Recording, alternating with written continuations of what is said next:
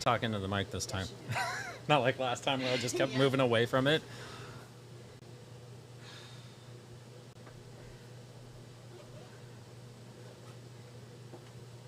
This is a nice little setup. I like it. Thank you. All right, we had our... So if you notice, the closer you are to that when you talk, the less background noise we hear. Okay, perfect. And that's kind of that's the thing. And I don't know if we're live. Are these good headphones? Yeah, can you hear them? Yep. All right. So I don't think I need them, do I? Oh, we are live. Look at that. Oh, hey. Yes, I do want you to have the headphones on. So you can hear me. Oh, yeah, that makes sense. Yeah. Yeah. Oh, I hate go ahead and listening put to those myself on. talk. We are live. I'll go here. Hey, hello. For those of you who are watching, if you happen to be watching, please let me know if you've got sound. I think you do because I see that the captions are happening on the screen. But we are live and in color at Glsen with Pride. I am so freaking excited today. Everything is set up, unbelievably so. We got everything set up, and we are live streaming. I see us here on Facebook. We are live streaming. If you have any questions about what we're doing today, certainly you can give us a call or give us a comment, and it'll pop up on my screen here so that I can see it. So if you want to have a chat certainly with us, you can give us a call or give us a comment. I gotta mute that. Oh, I can see myself. What do you mean sound?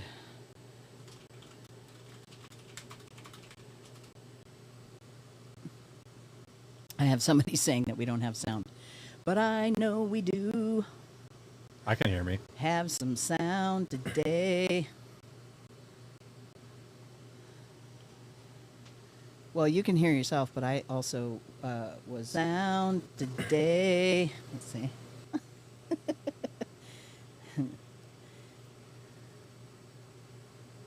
Yes, we have sound. All right, good deal. Come on now. All right. So this is going to seem kind of weird for you because we are live right now. People can see us. They can hear us. Anything that you say at this moment can be heard as well. But I'm actually going to... Thanks for the warning. Yes. I actually am going to come in here and I am going to start the music, and then that's when we'll start the interview. Perfect. Okay. So you'll hear some music play, and I'll do a little bit of chit-chatting about some things, and then we'll get started. Unfortunately, I forgot to shut all of the on-screen graphics off that camera, but it is what it is, right? You're a little bit taller than the person that I had in the other camera for the setup, but I'm going to just leave it. I can slouch. Yeah, don't worry about it. Okay, so I'm going to open this up.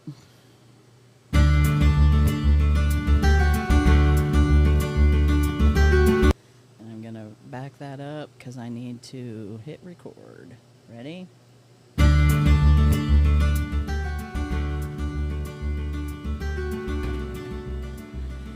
Hey, all right, here we are. We are at Glsen with Pride at the venue at the Highlander. We are so excited. Glsen, this is an amazing event. It's a family event, right? We decided we were going to do a family event, or I should say they decided to do a family event. And I'm so incredibly grateful that they invited, speaking of happy, to come and do some live streaming and have some conversations with folks so that we can talk about what's actually happening here at this amazing event. I do also want to thank at this time Heartland Pride because they have been incredibly supportive of the work that I'm doing, the live streaming that I'm doing. They show up on the stream and ask comments and share their feedback and their information. Heartland, our Pride celebration is happening July 15th and 16th. If you go to heartlandpride.org, you can get more information about what's happening there. I also want to give a shout out to my buddy at Two Creative Brothers for the loan of a couple of cameras to make sure all of this is working. I need to give a shout out to my pal, why am I'm having a little bit of a brain fart on names right now, but that's what happens to me. So I'm going to go and pull this up here real quick so that I can remind myself of his name, but he helped me yesterday install the Easy Start on my AC unit up on top of my Sam. That's it. Sam. I was going to say Sam, but I didn't say Sam. But Sam Porter Green, I want to give a shout out to you. Because of you, the AC and the generator are now working in unison, and it is so beautiful when those things happen the way that they do. So, and see, we can even power off and power on the AC, and we're not having issues with all of the electricity shutting off. So that's a really great thing. So right now, joining me in the hot seat is Glsen. It feels like a hot seat.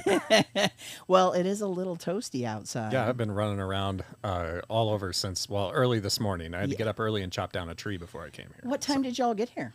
We got here around noon to start setting up, and the event went live at 3 o'clock, so we are 27 minutes in, and people are having a great time. Okay. And you know, it's Charles, right? Yes. Okay. That's what I thought. And for a minute there, I was like, oh my God, I don't even...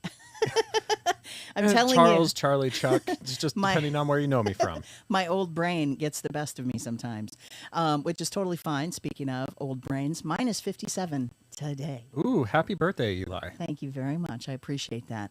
So if you can, Charles, be so kind to share with us, what is the event? What is the purpose of the event today? So the purpose of the event today is to have an inclusive family event for LGBTQ youth and who they recognize as their family. We know that LGBTQ youth are now more than ever need the support of the community and the family around them. And that's what this event today was designed to do, is to have a welcoming, warming event for LGBTQ youth and their family.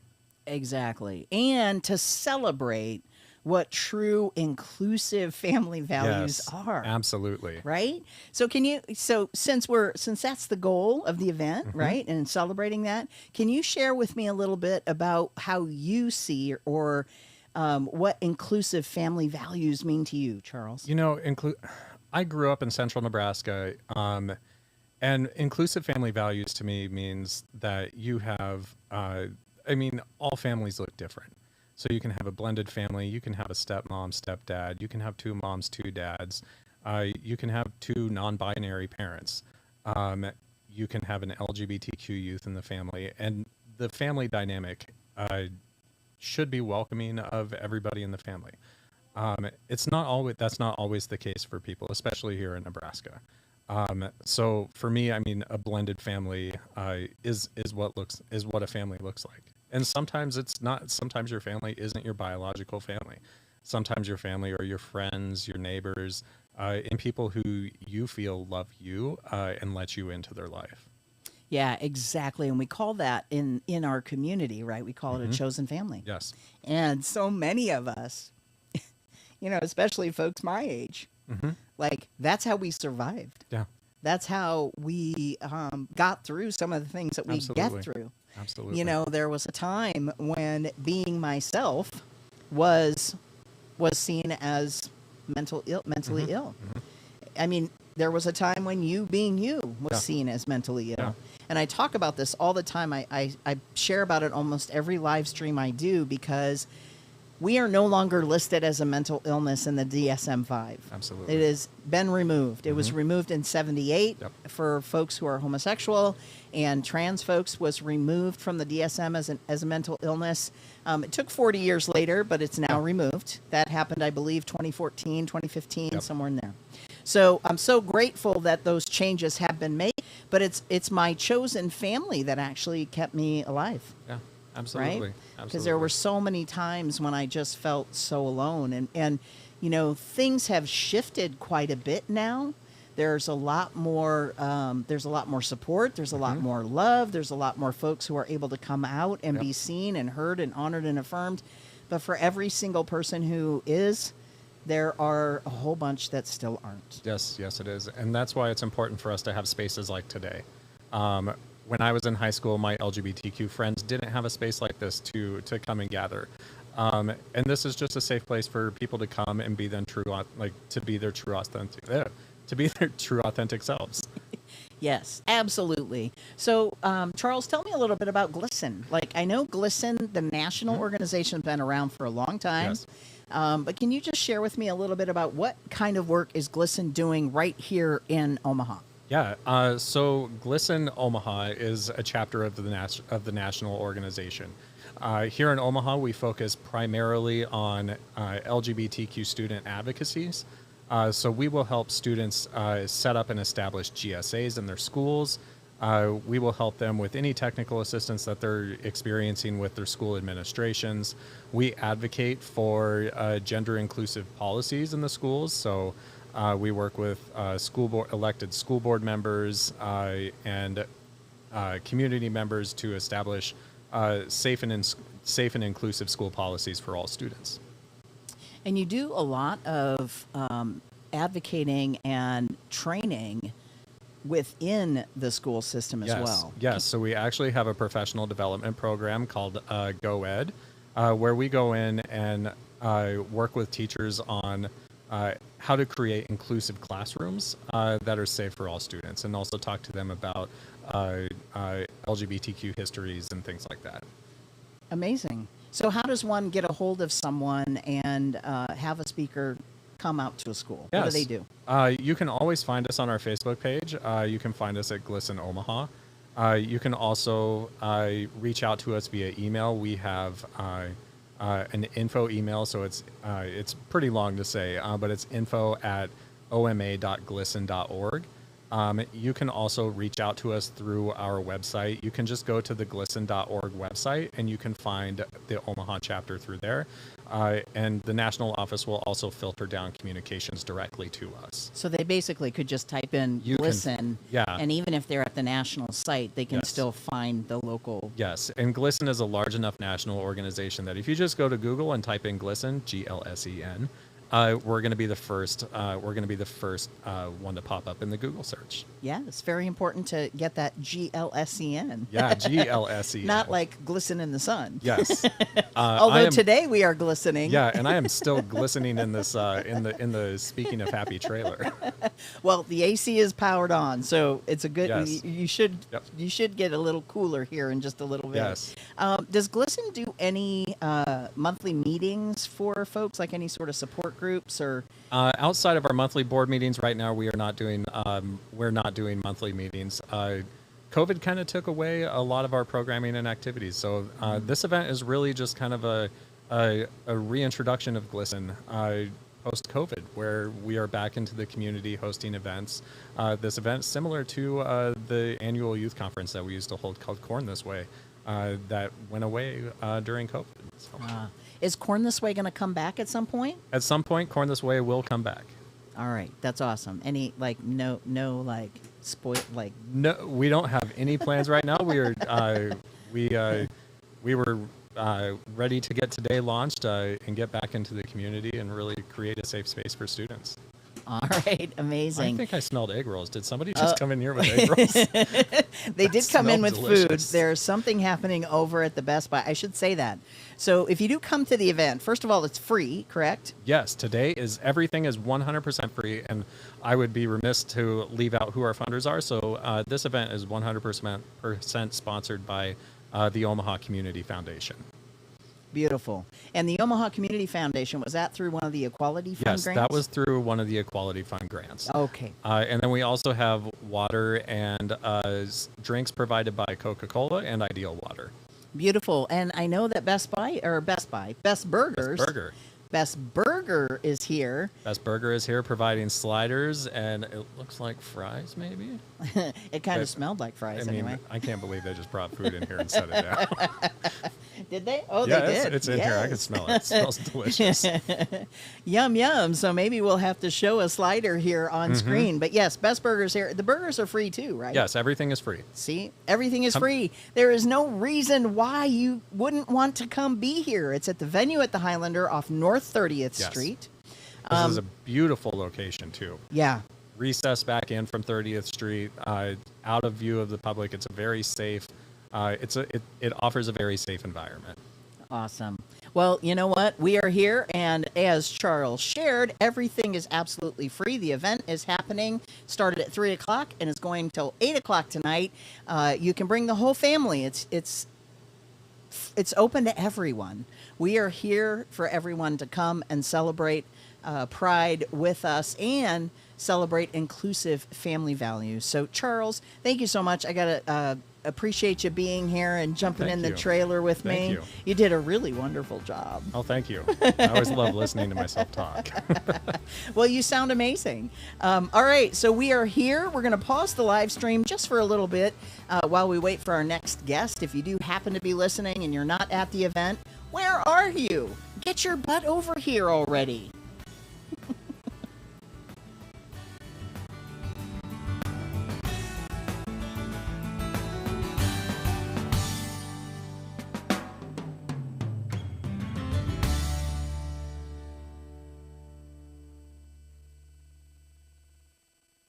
Sweet.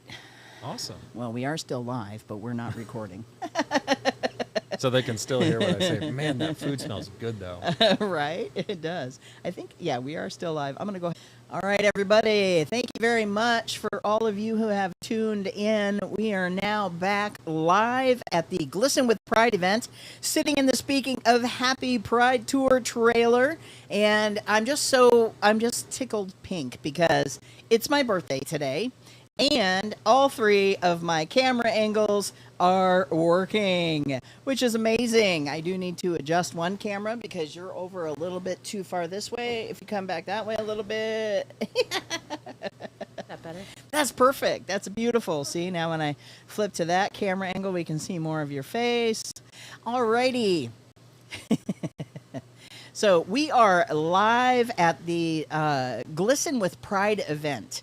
If you are not here, I just have one question for you. Why? Why are you not here?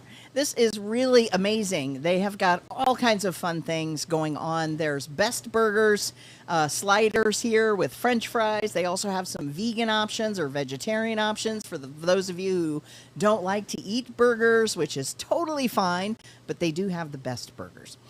They're here with their trailer. There are free snow cones. There is free sodas. There is lots of water. There is live music. There are a ton of tables set up. You can talk to folks at Nebraska AIDS Project. You can also talk to folks from BFF. Benson First Fridays, they're here. They're doing some art thing. They have a big, huge art display that you can go down and add your own artistic flair to. So there's lots of really amazing things happening, and we hope that you'll come out to see us. All right, so I am getting ready to do my next interview here in the Speaking of Happy Pride trailer, and I'm really super duper excited for our next guest, and we'll get to that in just a moment, but I'm going to start my recording here. Oh, that's the wrong song. Okay, so I got to go back. I forgot. Armed robbery was against the law.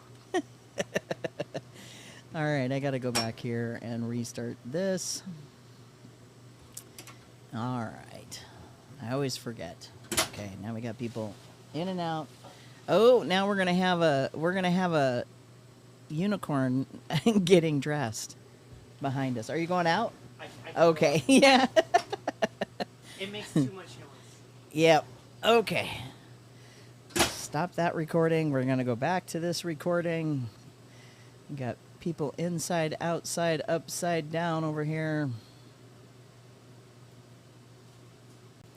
We are having some issues with dropouts, though, on our camera, so just hold on a second.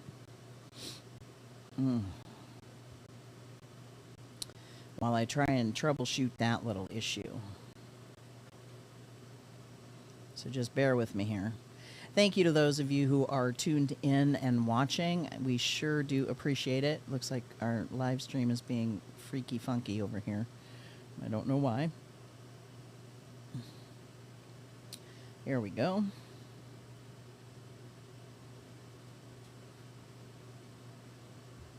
All right, it looks like we're back on track. Okay. Now we're going to get ready to start recording over here.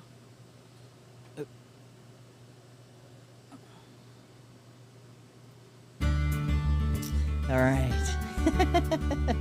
The lovely sounds of our music, our opening track. I love it. Whenever I hear that, even when I'm just sitting at home alone, phone and I turn that on, it really just makes my heart swell. I just love this music. And I love doing what I get to do because I get to talk to really amazing people. And I just think that some folks are truly extraordinary. And I think that there are heroes in everyday people. So that's the reason why I do what I do. So you are listening to Speaking of Happy. We are live streaming at the Glsen with Pride event that is happening right now at the venue at the Highlander. The whole entire event is free. So I just have one question for you. If you're not here already, why? You just need to get your booty out here to do some dancing and have some fun. All right? Okay, cool. All right. Well, my next guest is also one of my biggest fans. Okay, like to be live and in color with someone who just provides so much support and tunes into every show, like has all of her notifications on so that she can catch the shows. Just really means a lot to me. So I apologize for my for my tears, but it does really honestly mean the world to me that you're so supportive of my projects and what I'm working on. So thank you. This is Michelle Moran. Michelle is the mother of a trans child, and that's kind of how we met, I think. It is. How did we meet? Did someone connect me to Actually, you? my therapist. That's right. Alicia Shelton. I've been, of course, talking about a lot of, just trying to learn and figure out where do I go and what do I do and how do I help. And she's the one that gave me your name, and you've just been a wealth of resources for us. Oh, well, you know what? I love Alicia. Me too. Really an extraordinary human being. So, Alicia, thank you so much for that referral and for bringing the two of us together, because it's been a beneficial relationship to both of us, I think. It has. Yeah. So, Michelle, can you tell me a little bit about what does inclusive family values mean to you? Just pure love, accepting everyone exactly how they were born, how they are meant to be, and allowing them to express themselves in a way that makes them happy. Yeah. Can you tell me, what was your initial reaction when your own child came to you and shared who they are? Honestly, I as the one that knows them the best, it wasn't a huge surprise. We've gone back and forth in the gender roles. I've never been one to prescribe to girls do a certain thing, boys do a certain thing. I've always been completely open to going back and forth. And even just when it comes to clothing, kids know very, very young, what clothing they want to wear, what toys they want to play with. And I've always been very open to allowing Jade going back and forth between the boys section, the girls section. So it wasn't a complete surprise, but just more pride of them having the words and being able to express themselves. Yeah. And I mean, when you say it, it sounds so simple, but yet it is such a complex thing for some parents to grasp. And you kind of nailed you nailed the head, you nailed it right on the head, right? Mm-hmm. Okay. So you hit the hammer right on the nail head. We'll say that. And because people do get conflicted about those things that they consider certain gender roles, right? Mm-hmm. And so it's like, I mean, think about back when Target decided that they were not going to have gendered toy areas anymore. And what kind of a mess that was, right? People get upset about so many things. But, I mean, the truth of the matter is everybody is very caught up in gender roles and also the binary. But what had you thinking so much more outside of that? Honestly, I also have a 21-year-old son, and it kind of started when he was young. He was the oldest of the grandchildren, and then I proceeded to have 7 nieces and then a female-born child. So he had no choice. He was surrounded by females his entire life. So for many years, his favorite color was pink, and it was a choice of I either ridicule him and make him feel bad for that, or I just accept it, whether it's a phase, whether it's not, whether, he decides that pink is his favorite color the rest of his life. It's not something to fight about. It's not something to, it's just a color. Boys can like pink, girls can like pink. I never, and I was more of a tomboy grown up, so I got told a lot. When I was a kid, I played on an all-boys baseball team. I was the only female child on the all boys baseball team. So I grew up what traditionally would be called a tomboy. So I always felt more comfortable with men and in the presence of men than I ever did with females. So for me, it was natural because that's how I grew up. Right. You know, and that's another thing I love what you're saying, because that's another thing that's really important for folks to understand, that there are women born and assigned women, or female born assigned female, right? Who I identify as female, but their gender expression doesn't line up, right? Yes. And it may take a while for people to catch on, or even for you to choose what works for you. Now, you've always, I'm assuming, known that you were a girl and you identify as such. Yes. Right. Yes. But I always knew what they called a tomboy. Yes. I knew, and I've always kind of joked, I'm not a very good girl, because I'm not into the makeup. I'm not into the clothing. I've always dressed, more kind of traditionally masculine, especially in high school, a lot of jerseys and basketball shorts. And, I never was that girly girl like a lot of my very good girl. Yeah. Yeah, and you know what? I got that same thing. Like, nobody's unfamiliar with my being born assigned female, right? But I did. Now, when I was younger, I didn't have much of a choice. I do remember arguing with my mother about my clothes. I do very distinctly remember being upset about the pigtails and the perfect hair and the dresses that she always wanted me to wear for school events or whatever. And I know that as I started to get older, I started pushing harder and harder to wear things that weren't traditionally female. And so all I would get is that I was a tomboy. But I knew from a very young age that I was something other than that. Yeah. Like, I knew at a very something other than this girl you claimed me to be. Yeah. And so I think that, it's really important that when we talk about this, that we also just think about the fact that, like, our gender identity is completely separate and distinct from our expression. Yes. This is one of the things that you would love also about Avalisa, because I know you're a big fan of Avalisa. I am. And that when we do trainings, she is very specific about sharing about, look, you cannot just assume that a female who is expressing more masculinely is a lesbian. Because they're not all. Well, I mean, I'm a cis straight female. I mean, I still, when it, can do the full dress up, makeup. I mean, I still enjoy that when the time is right. Day to day, I'm mostly jeans and t-shirts, but I still have that side of me, and I am female, that I do enjoy dressing up, and I do enjoy getting pretty, and I just kind of have a special occasion or a reason to do it, so it's not a day-to-day thing, but yeah. I do still enjoy that part. Yeah. I mean, exactly. But I think that's why it's so important for folks to understand that we do vary along those things, that there's a continuum for all of those things. Yes. What would you recommend to a parent who might be listening? What would you recommend to them? Let's say they're not someone who has been challenging the gender binary their whole life. Let's say it's someone who's very, very much so in line with, this is my gender, I am a man, I am a woman, and it's because of the thing that I have in my pants. But my kid is telling me that that's not true. What would you say to a parent who's struggling with that? Listen to your child. They know better than anyone. Don't be scared of it.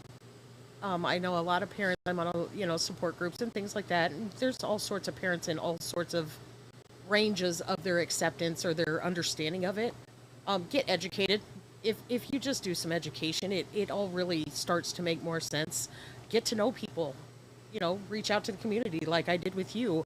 We didn't, in our lives, we didn't really have any transgender friends, or, I've always been friendly, and we've always attended Pride and been around the community, but we didn't have anyone intimately in our lives that we knew. I reached out. I think, education is the most important thing. It can change people's minds. It can change people's hearts. But just like I said, listen to your kid. validate them. If they're strong enough to come to you and say the words, there's a reason behind it. And rather than shutting them down, find out the reason. Find out, you know, what the feelings are, where they're coming from. And so, and again, some of the resources that you already mentioned were therapists, finding a gender affirming therapist. Alicia Shelton happens to be one of them. Well, that's my therapist. Jade has their own, and she is an amazing also. Okay. Immediately when we came to them with pronouns, the entire facility switched over immediately. It was amazing where there was no learning curve. They just immediately recognized that this is what Jade wanted, and when Jade finally had the words and told them that they wanted to go with the they them pronouns, it was seamless with everyone there.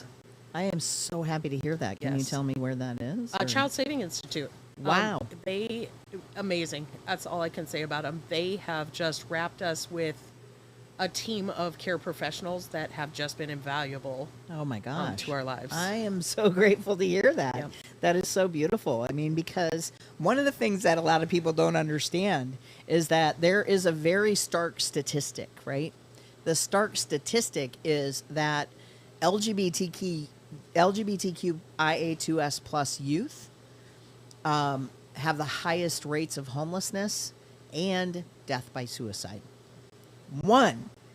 Just one supportive person in their life reduces their risk of suicide by 40%, which to me is unbelievable, right?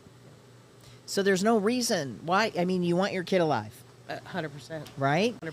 So what else would you say to folks? Like, coming here, there's a ton of resources. You've already kind of walked through the lay of the land here at the Glsen celebration, Glsen with Pride at the venue at the Highlander. So for those of you who are listening and are not here, you should come and join us and join in on the fun. But what else is happening down there? What are some of the other things that you've seen booth-wise? Big Brothers Big Sisters is one we're interested in to see if maybe... if we're, fit in the program, maybe we can find a mentor that is non-binary that can give Jade, as not being part of the community, I can only give so much. There's a wealth of knowledge that, same as being a minority or a white person, there's just certain things that if you're not a minority, you can't learn, you can't experience, you can't, you can sympathize and you can empathize, but you truly don't know inside what some of that feels like, what some of that is. So maybe there's a chance that we could find a mentor for Jade that is more understanding in that way of experiencing it rather than just being around it. That's another thing. How beautiful is it that you get that it's so important for more exposure for them and to be able to connect with people that can relate to them, and you owning that in this particular arena, you actually have cis privilege. I do. And so understanding from your child's perspective is not going to be as easy. Exactly. So, oh my gosh, I got to have you on the show more often. What else would you say? Like, what else? Tell me some other things about, like, what you've experienced with the community and what kind of support you've found inside the community. Honestly, I mean, we've gone to Pride for years before. I mean, Jade coming to me was with the non-binary. I would say was in the last 6 months, but we've been attending Pride events and things for years and years. I started with the Free Mom Hugs group. It shattered my heart that there would be any kid out there who wouldn't have access to their parents or their family because of the way they were born, and that's what started me. Let's go to Pride. In the first year, Jade had a free little Sis Hugs t-shirt, and I had my Free Mom Hugs, and we just went and gave people hugs. And honestly, being around the LGBT Two-Spirit community, it just feels safe to me. It's inclusive, and it's just a safe place to have my child. Yeah. Because I just automatically feel safer, and you don't have to worry about being judged. You don't, have to worry about really any of that. Right. So I started with the community that way. Let's just attend Pride and have a good time. And, originally it was just the Pride Festival. And then more recently we've been trying to reach out to more and more, groups and support groups and things like that to get resources. Right. So can you share a little bit more about free mom hugs? Like, how did you get involved with them? And do a lot of people ask you for a hug or accept hugs? It's amazing. Honestly, it's one of the best things I've ever done. Coming in from Nebraska, as you can see, obviously not the most accepting place. I'm noticing as the year goes on that the younger the kids get, the more accepting their parents are, which is really fascinating to me. I think kind of in a dream world, we wouldn't be needed. That every kid would have an accepting family and they would never need to go to a stranger to feel like they're hugging their mom. Right. So that would be my dream, is that one day nobody asks me for a hug because they don't need it. Yeah. But there's so many people, and honestly, it's the older community that gets it more, because they come more from the unaccepting parents. It's been 20 years since I hugged my mom or spoke to my mom or seen my dad. My hope for it would that we could get more black and brown mom and dads out there. Very often I'm the only one when it comes to events, and coming from communities that are notoriously not as accepting. I think it's important to get hugs from people that look like you, that come from the same backgrounds as you. So I've been working on that, trying to get more black and brown moms and dads. I see you. I honor you. I affirm you. Yep. And you're so right, because I know a number of different therapists in the Omaha and Lincoln area. And one of the things that was interesting about Pride recently, one of those groups actually had a table at the Lincoln Pride. And what was interesting is they were sharing that, not as many of their clients showed up at their table as they've had in previous years, because they still needed that support and love. But now, not as many of them are showing up at their table to see their therapist on a day off, so to speak. They're out enjoying Pride because they're getting the love and affirmation and hugs and acceptance at home. So inclusive family values are all about sharing the things that you would want someone to say to you. And I know that there are a lot of folks that are out there who are, older folks who are probably still questioning or curious about their own gender identity. And sometimes they do things to their kiddos that aren't in line with how they, I think, would want to treat their kiddos. Yeah. So I think it's just really important to be paying attention and to be treating everyone with dignity and respect. So, is there anything else you want to share with me today? What else do you got for me? Just North Omaha. Come on down to the Highlander. We definitely need. I'm so excited to have an event in our neighborhood. North Omaha kids. I'm really excited, and I hope everyone comes on down. Awesome.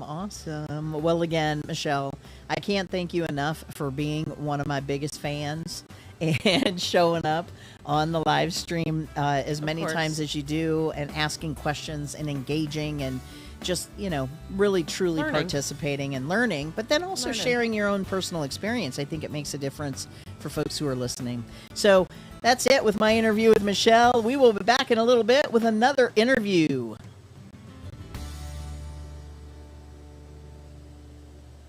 I thought I did the wrong thing. All right, we should be back on. We should be, anyway. It'll catch up with us.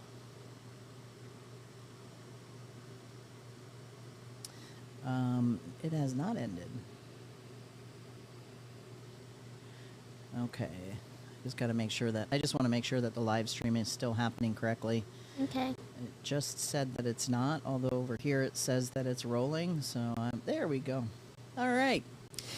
All right. Thank you. Welcome back. I'm back with another interviewee, another guest in the Speaking of Happy Pride trailer. And I apologize for all the stuff that's on the screen over here with the camera and all these other things, but I forgot to shut them off when I was going through the menus. And you know what? I'm okay with that. I'm just not going to worry about it. We're not here to be perfect. We're here to have fun.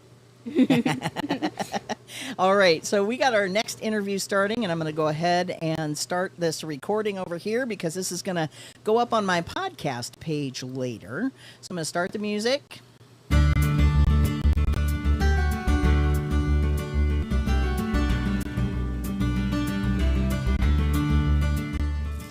All right. Welcome back to Speaking of Happy. I am here live at the Glisten with Pride event that's happening at the venue at the Highlander. Most of you who are listening to the podcast now have probably missed the event. And I really am sad for you because it's been an amazing event. Everything was free. All of it. Every little thing. There were sliders from Best Burger. There was a snow cone machine. There's sodas and water and all the things, plus live music. Lots of booths where you could learn information about different organizations that support the LGBTQ plus community. Just all kinds of really amazing and fun things happening. So I'm sorry if you missed it. I want to give a big shout out to Heartland Pride. They have been incredibly supportive of all the things that are going on with Speaking of Happy right now. We are going to be at the Heartland Pride event. So Pride is happening July 15th and 16th at the CHI Center downtown. So you can actually get your tickets in advance. And I would recommend, if you're in Omaha, to go down to the CHI Center Monday through Friday. I believe they're open from 5, and you can purchase tickets there, and you'll save a whole ton of money on fees, because there's a ton of fees that they've been having to deal with. But you'll save money on fees if you do that. So there's a pro tip. Youth Pride is completely free, is happening indoors. I am going to be there to conduct interviews, so if you come, I might be able to do an interview with you. So if you're listening to this and you missed the Glisten with Pride event happening, you can go and check out Pride in the at CHI Center July 15th and 16th. So now I am going to speak with my next guest, who I'm so excited to be talking to. With me today in the Speaking of Happy Pride trailer is my new friend, although I've heard that they have been something of a fan of the show, of a couple of our shows here for a while. They are a big fan of Avalisa. I mean, but who's not a big fan of Avalisa, right? I mean, come on. You can't watch Speaking of Happy and Frankly Speaking and not be a big fan of Avalisa. So with me right now is the very, let's see, I want to try and do this in a way that is gender affirming, right? Mm-hmm.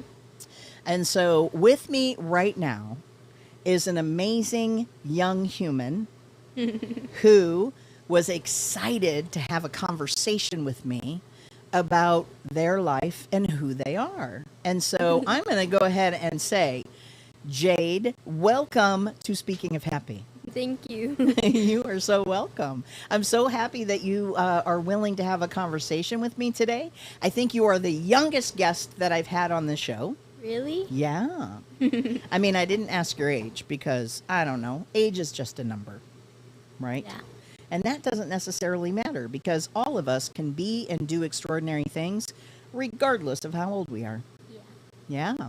So the first question that I'm going to launch in your direction, Jade, might be a tough one. Are you ready? Yeah. Can you share with us what your pronouns are and why those are your pronouns? My pronouns are they, them, and I think they're my pronouns because I really don't identify with she, her, or he, him. So, yeah. Okay. And how long have you identified with those pronouns? About I don't know, 9 months now, I think. Ah, okay. And can you tell me, the way that you feel about your gender, is that something that you've always felt that way about? I guess I've always been a little aware of it, but I think, I just, when I was really, really little, I used to just, I didn't want to cause anyone problems. Oh. And I just used she, her for a long time. Can you try to explain, if you can? If you can't, it's not a big deal. But just kind of explain for me how it felt to have everybody call you something that you didn't fully align with. I guess it was really, like, frustrating sometimes. Because, like I said, I've always been a little aware of it, but, like, that I was not, like, I didn't identify with she, her. Mm-hmm. But, like, I thought it was just a phase, and then I would go through it, but I guess it felt a little frustrating, yeah. Yeah, probably a lot frustrating sometimes. Yeah. Yeah, I totally understand. Do you, if folks, let's say folks who are gendering you, right? Mhm. They don't say they, them, and they call you he, him. How do you feel about that? I guess, it doesn't really matter, I guess, but, like, I don't know. It's okay. You don't have to know. Can you tell me how would you explain the word non-binary to someone? Well, binary means that you are like that you identify with the binary genders, and like a girl and a boy, and like non-binary means that you don't identify as a boy or a girl. Or in some cases, you might identify with both and. Mhm. So both and or neither. Yeah. I mean, that was so simple. Yeah. How do you feel about folks who don't understand how simple it is? I feel like they're overcomplicating it. Like it's not like that like complicated, and as long as you try and understand, people will at least want to be around you, and you just have to try. Yeah. What do you think causes people to make it so complicated? I guess like what year they were born, and when they like didn't really have like LGBTQ plus people around them, and I guess it's kind of, I don't know. No, actually, your response is so beautiful. You know, you are incredibly intelligent. Thank you. You really are. I mean, you are so right. It is simple. It Mhm. isn't such a complex conversation. It doesn't have to be that difficult. Yeah. And that gender is truly a spectrum, a beautiful spectrum. And I love what you said about if they don't have folks who are LGBTQ plus in their lives, Yeah. that's probably a first place to look. Yeah. Like, here's what I would say. More than likely, they have people who identify as LGBTQ plus in their lives, but those people don't feel comfortable being out around them, Yeah. right? Yeah. And there is unfortunately a lot of people in the world who don't make it easy for us to be ourselves. Sadly, yeah. Sadly, yes. You know, Jade, seriously, I just can't even express to you like how truly beautiful your words are, and your explanations are just so powerful and poignant. Thank Do you know what poignant means? No. Poignant is that like very impressive, right? But Yeah. impressive in a way of now I'm having a little bit of a challenge myself. Poignant. I love that word. But it's really just like kind of putting that exclamation mark on something, Yeah. right? And that's Mhm. really what you're doing is you're kind of putting an exclamation mark on what it is to be non-binary. Yeah. And that there are a lot of different ways for people to express their genders. Yeah. Yeah. Can you tell me a little bit about how your relationship with your mom has been, you know, up to your coming out as non-binary, and then how it is now that you've been out? Actually, at first, I came out as gender fluid. So I did it over the phone, which wasn't the best idea, but yeah. Why wasn't it the best idea? Because I feel like she really wanted to hug me, and yeah. That clarification is so very important. Yeah. All right. So how else did that go when you told her? I started crying. Mm, Not because I didn't think that she would accept me. It's just that I thought that she wouldn't, like, I don't know. Because I had to be quiet because I was at my grandparents' there for me. And I could tell her anything. Your mom has actually been your biggest fan for quite some time, hasn't she? Yes. I mean, she's my biggest fan too. So we might have to duke it out over that. But we can share her, right? Yeah. There's a lot to go around. There's plenty to go around. So now tell me a little bit about how your mom supported your gender expression even before your coming out as non-binary.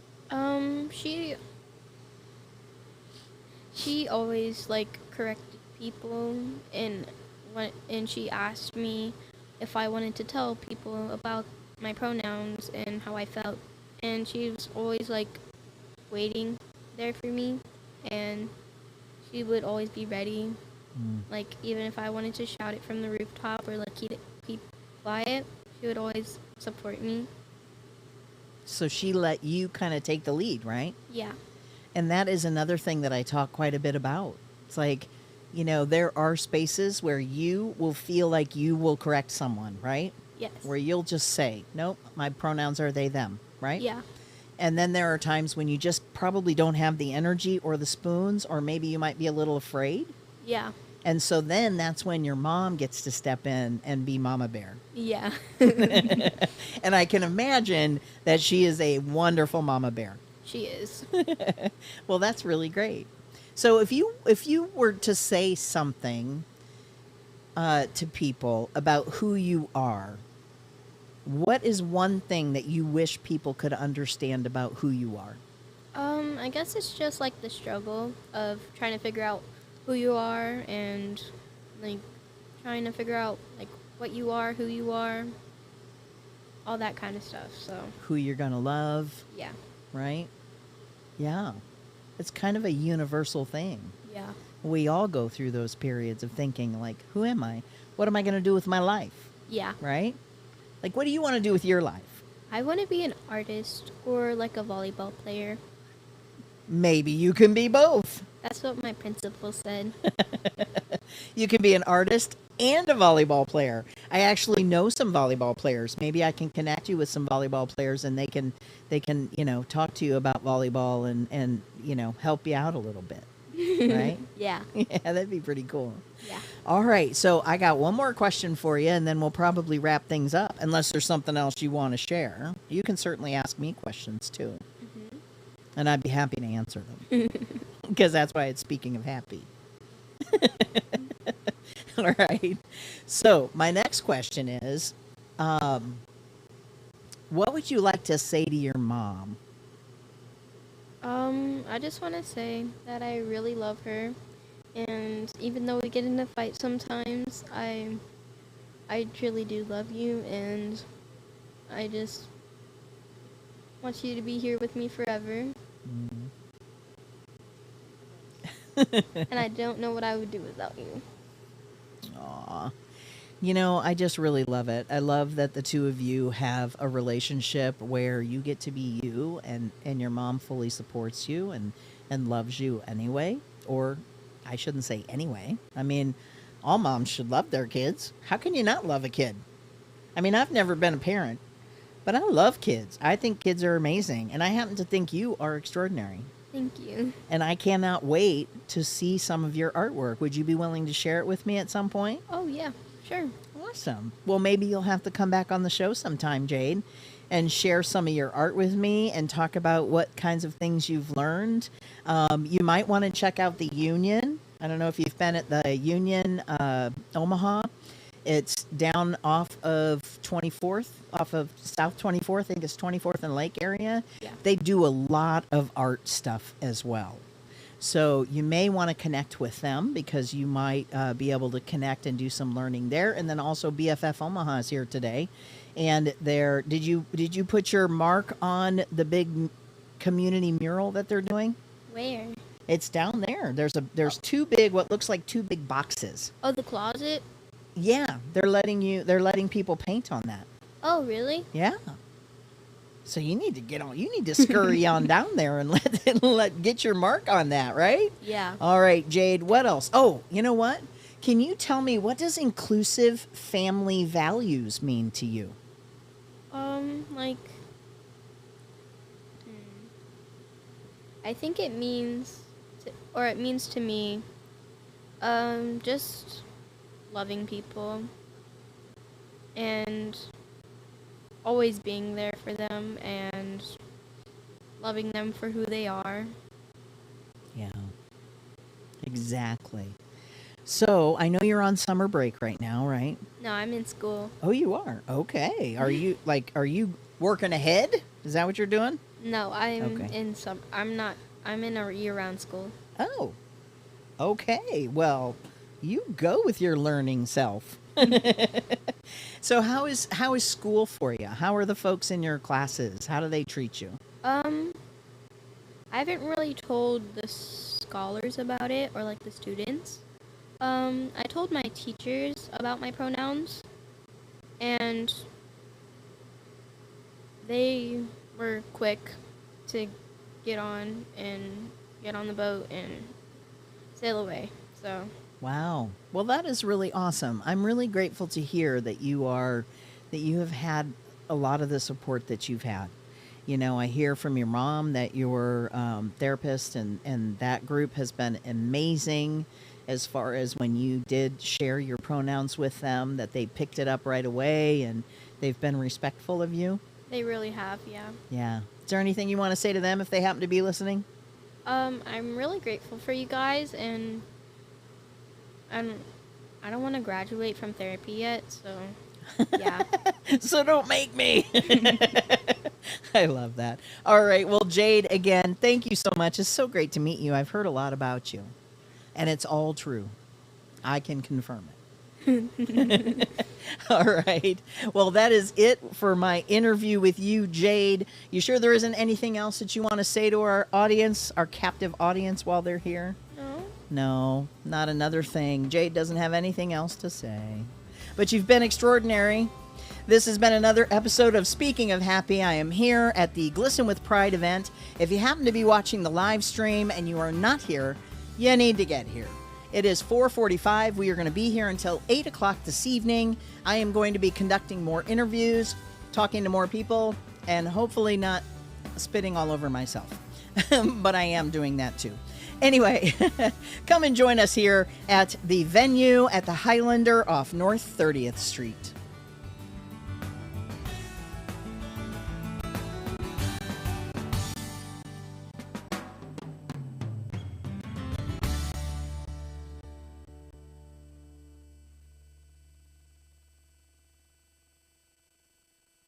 Competency-based compensation Whoopsie. programs. Whoop.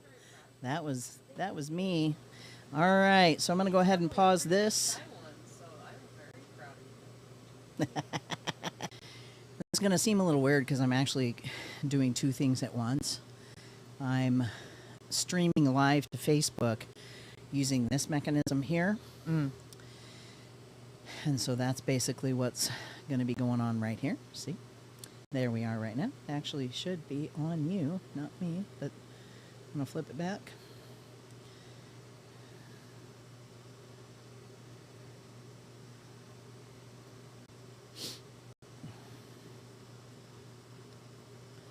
This darn thing is being a little persnickety with me, though. The wonders of modern technology. The wonders indeed. Okay, we are we are now live. Should be on me. All right. So we are still live here at the Glisten with Pride event that's happening at the venue at the Highlander. I am in the Speaking of Happy Pride trailer. We are all set up and conducting some interviews here. So if you're not at the event, I have one question for you. Why? It's totally free. Everything that's here, all free. Food, snow cones, you name it, they have it. Lots of tables, lots of vendors here where you can get some information. There's live music happening. There's painting happening with BFF Omaha. Nebraska AIDS Project is here, and you can get one of these amazing. I don't know how to do that little flip thing. Nope. I'm not. I need to get a drag queen up here. Quick. I need a drag queen up in the trailer. Anyway, so here is the lovely Nebraska AIDS Project is here. If you go fill out a little form with them, you can go home with a fan of your own. One that you can probably flick better than I do because the wrist thing, I just don't have it down. If Avalisa were here, it would be amazing because she is amazing. All right, so we are getting ready for our next interview, which I'm going to start here in just a little bit. But again, I hope that you come and check out the event. Like I said, it's at the venue at the Highlander. It's completely 100% free. We do have some other interviews that are going to be coming up. But right now, I'm going to start an interview with someone who I met on Facebook in a Facebook group. So I'm kind of excited to have a conversation, in-person conversation with this person. So we'll get that started. So we're going to do that. And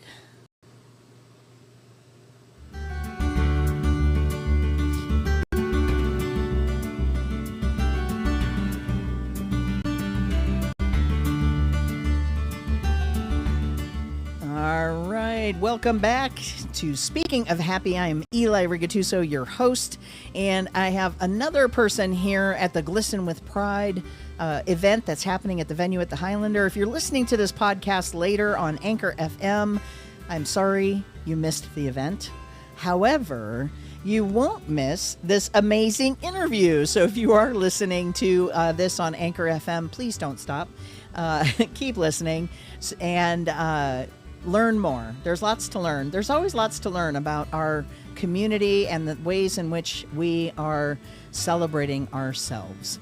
So without further ado, I am here to speak with Kindness. Kindness is here, actually, I should say, to speak with me. And I love this because Kindness was telling me how to pronounce their name. And they said it is kindness without the D. Kindness. I absolutely adore knowing that fact, Kindness. You can talk. Okay. I didn't know when you wanted me to come in and whatnot. So You are welcome to interact at any point now. I will say they even have at this event here today. Yeah. They have one of those platforms that you stand on, and it takes like a 360-degree photo of you. Amazing. I think they have like props and whatnot that you're able to like pose with and whatnot. I know there's Yeah. like a bubble machine blowing bubbles and whatnot down there. So. Oh my gosh, that is so totally cool. I might have to go and check out that 360 camera view. That sounds like a blast. All right, so we are live streaming to Speaking of Happy on Facebook right at this moment. So if you happen to be watching the live stream, if you have any questions for us, or if you want to ask questions of my guest, you are welcome to do so, and we can see those comments right here on the screen, and we're able to respond. I do apologize for all of the noise of all of the camera stuff that's up on that screen. I forgot to shut those things off when I was playing with my camera angles, and you know what? It's totally fine because it just is what it is, and we're not all about perfection here. It's all about progress, not perfection. I mean, we actually have our AC working and it's not overloading my generator, and all of those hiccups that we've had in the past are no longer happening. But anyway, I'm going to get back to my interview here with Kindness. Kindness, I have one question for you. I'm going to ask you the most difficult question first. Okay. Are you ready? Sure. Fire Okay. at me. Kindness, how would you describe inclusive family values, and what does that mean to you? So I kind of have a hit and miss kind of relationship when it comes to the whole family thing. I grew up in a Southern Missionary Baptist household in East Texas. My grandparents actually wanted me to be a preacher. Obviously that didn't happen. Was that kind of a family tradition, or they just thought you should be that? The church that we were attending when I was growing up was very small, and like there was maybe like 5 people that showed up regularly. We live in a town like 300 people. A lot of like the older generations whatnot were starting to like age out, and like either pass on or move away, that kind of thing. And so they wanted me to step up and be not only a preacher in that church, but also a music leader, which I'm fine with talking, The trick is getting me to shut up. I can't sing, however, or at least not good. There's a reason why I listen to loud music. So whenever I'm jamming out in my car, I don't want to hear myself sing. Okay. Okay. Well, this is kind of one of the stories that we hear a lot as LGBTQIA2S plus people, right? That our families of origin don't necessarily support us always. Yeah. With that in mind, though, what do you feel really encapsulates inclusive family values? I mean, okay, so I'm 26 years of age and whatnot. I have probably more life experience for a 26-year-old than I ought to have. I've done time in the military. I've moved in the past 7 years 20 times. I've been homeless. I've dealt with food insecurity and whatnot. For lack of a better phrase, I've been around the block, met a lot of different people, especially in these past 7 years, had all sorts of relationships. And for me, inclusivity is like having that kind of like healthy family relationship. It's having people in your corner that will support you, but also not let you get your way 100% of the time. Especially when you're a person like me with poor impulse control and is prone to really dumb things without thinking it through. Having someone in my corner and be like, okay, I support your decisions and whatnot, but you're gonna get yourself hurt. You need to. They're not like telling me to tone it down, for the sake of like trying to control me or anything. They're just like, you're starting to go off on a bad path. And they reel me in. Or just having people say, kindness, I love that you want to do that you want to go and protest, for example. But here are some things that you want to think about when you do go. Yeah. Right? And maybe talk to you about that scenario before you do go. Yeah. So that you don't find yourself in trouble. Kindness doesn't really have a plan whenever she does things. I get told off a lot at work for, hey, you need to think this thing through, because I work making prosthetic hands and building sets for musicals and other shows like that, and having people in my corner that won't necessarily tolerate my BS, but will be there to support me whenever I need it. So. And also, I think you're kind of like, what you're describing to me is, look, if you are my friend and a part of my chosen family, what I need you to do is to love me even when I might make mistakes. Yeah. To check me on some things, right? Yeah. To say like, hey, that sounds kind of dangerous, kindness. Are you sure you want to do that? Right? Yeah. Yeah. I mean, growing up out in East Texas, we lived on a 47-acre deer lease. No, like actual structure there when we moved. We lived in a camper like this for 2 years while we built the house. And there was a point in time where I got electrocuted by a 220-volt wall socket trying to install a washer and dryer. Ouch. So. Okay. Yeah. Yeah. So nice to have other people around to maybe tell you, did you shut the power off? Yeah. Before you started doing that? It's a good thing to know. So tell me personal gender journey, what you're willing to share?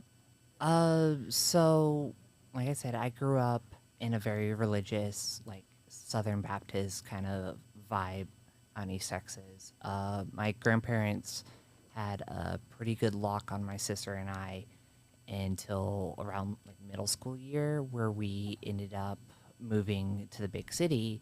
We went from a town of like 300 people to 400,000, and we got exposed to like other cultures and different ideologies and whatnot. And I was able to like start to unpack and unlearn all the stuff that I had been indoctrinated with.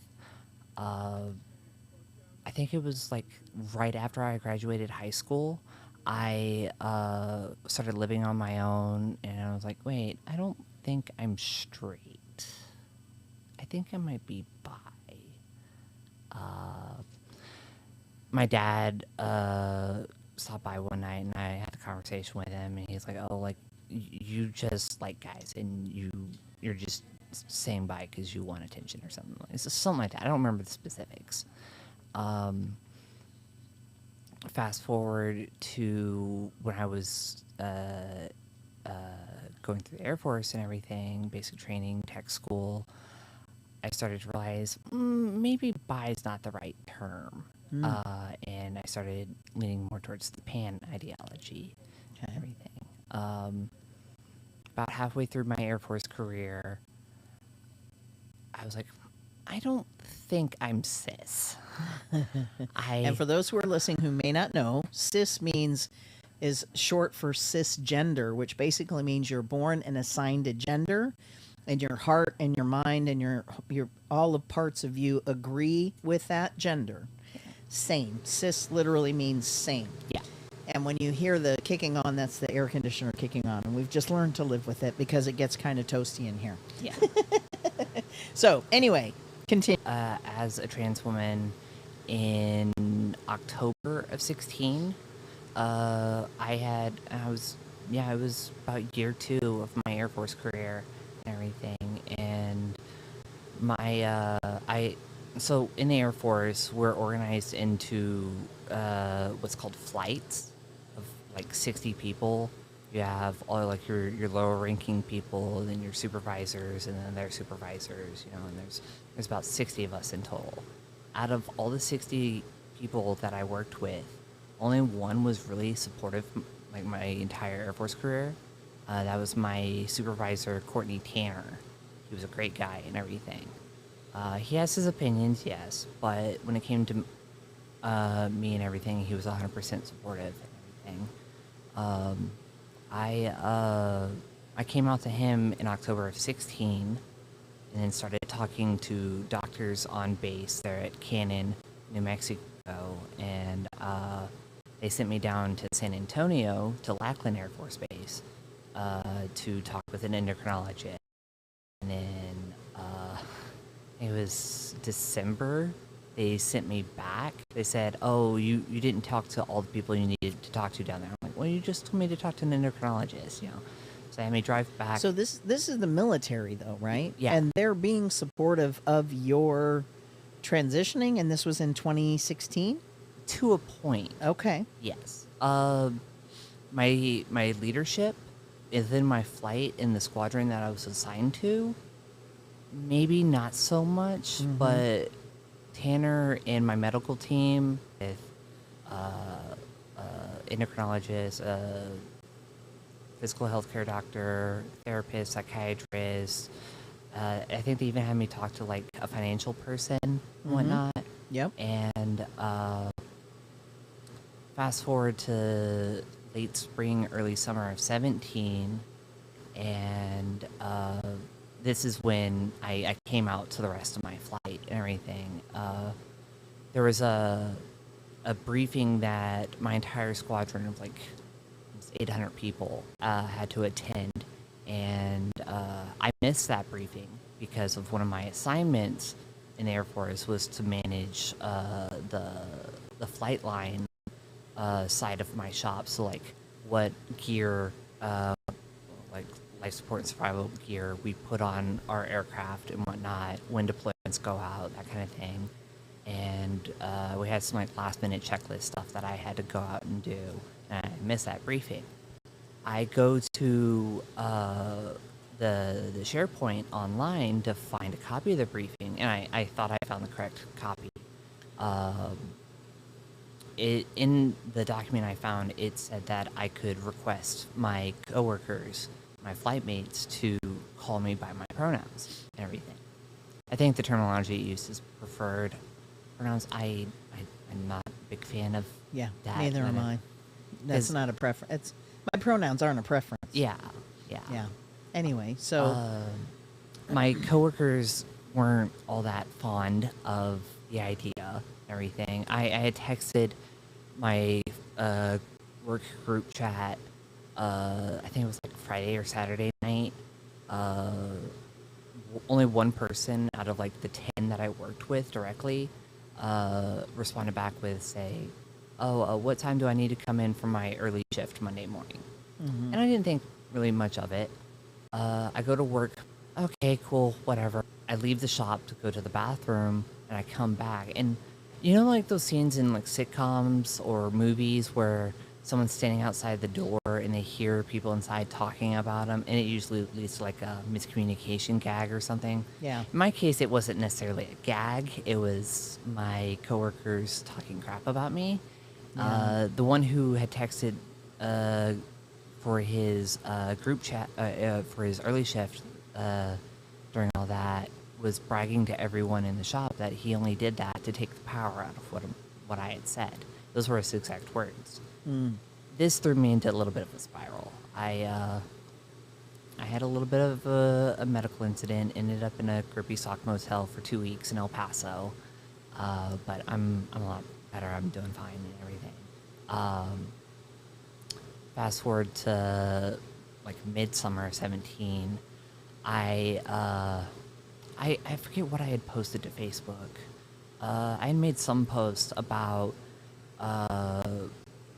the then predators and everything. Yeah. I think one of my Facebook friends, like, so they could share it and everything, and was like much of it. A few days later, I got contacted by a reporter for Albuquerque News, KRQE, and I did an interview with them. And going to work the next day, my leadership was not fond of the fact that I had done said interview. When you're in the military and whatnot, you don't necessarily fall underneath the Constitution. You fall underneath a document called the UCMJ, Uniform Code of Military Justice, I think. And I believe I found this out later after the fact, that I was supposed to go to an organization on base called Public Affairs and talk to them first before doing the interview. Yeah. So you had to go through them to get approval to be able to do Yeah. the interview. Did anything negative happen out of that? I got a little bit of paperwork because I didn't know that I was supposed to do that at the time. Right. And Well, and I would just like to point out, the military actually should have and make it understood that everybody knows that. yeah, That if you're going to be interviewed there, then you do need to get permissions. they, But they you might know- have told me that at one point in time, but Yeah, but again, I'm not. No. Yeah. I disagree. Even if they had told you, obviously they didn't tell you in a way that it stuck and made sense. yeah, And so I just think about a lot of those things. It's like, granted, you did what you did, and you got into some trouble for it, which I don't think you should have. yeah, But again, it's just difficult. I Yeah. mean, I get it. The military is a completely different animal when it comes to a lot of things. I'm happy that there was some support, but what you illustrated was even if leadership is supportive, that doesn't necessarily mean that people that you work with day in and day out will be. yeah, So there has to be education that happens on a multitude of levels. yeah. I don't know if you've seen the Trans in the Military documentary that is out there. I believe it's out on Prime Video. So I think I actually bought it. But it's a really beautiful documentary about serving in the military and the folks who have been advocating for many, many years around getting rid of Don't Ask, Don't Tell, but then also helping to support trans service members Yeah. so that they can actually serve and be out and be who they are and be respected. Yeah. Like you saying, I'm a trans woman or I'm a woman, then you get to dress accordingly. Yeah. You're spoken to accordingly. They make you fill out these documents for fact. But I think you also had to fill out one to use like proper restrooms and everything. And I had submitted them documents, but they never made it past my squadron leadership's desk. Do you think that's because I know around that time the previous president was making it really difficult for trans military folks to serve. Yeah. And I know at one point they like rescinded things that were set up by prior administrations. Yeah. So There was a lot of I wouldn't necessarily call it shenanigans. But back and forth, Yeah. a lack of clarity, A not lot knowing of for sure you could, like, actually be affirmed for who you are. Yeah, I had to see a doctor and a psychiatrist or a therapist like once or twice a week for X number of weeks. When it came to the ETPs, at first they told me, oh, it's just a formatting issue. You know, my leadership had a very specific way of writing these documents up. It's like you got to use a certain kind of language, certain acronyms. If you miss a colon or a semicolon or something, you know it.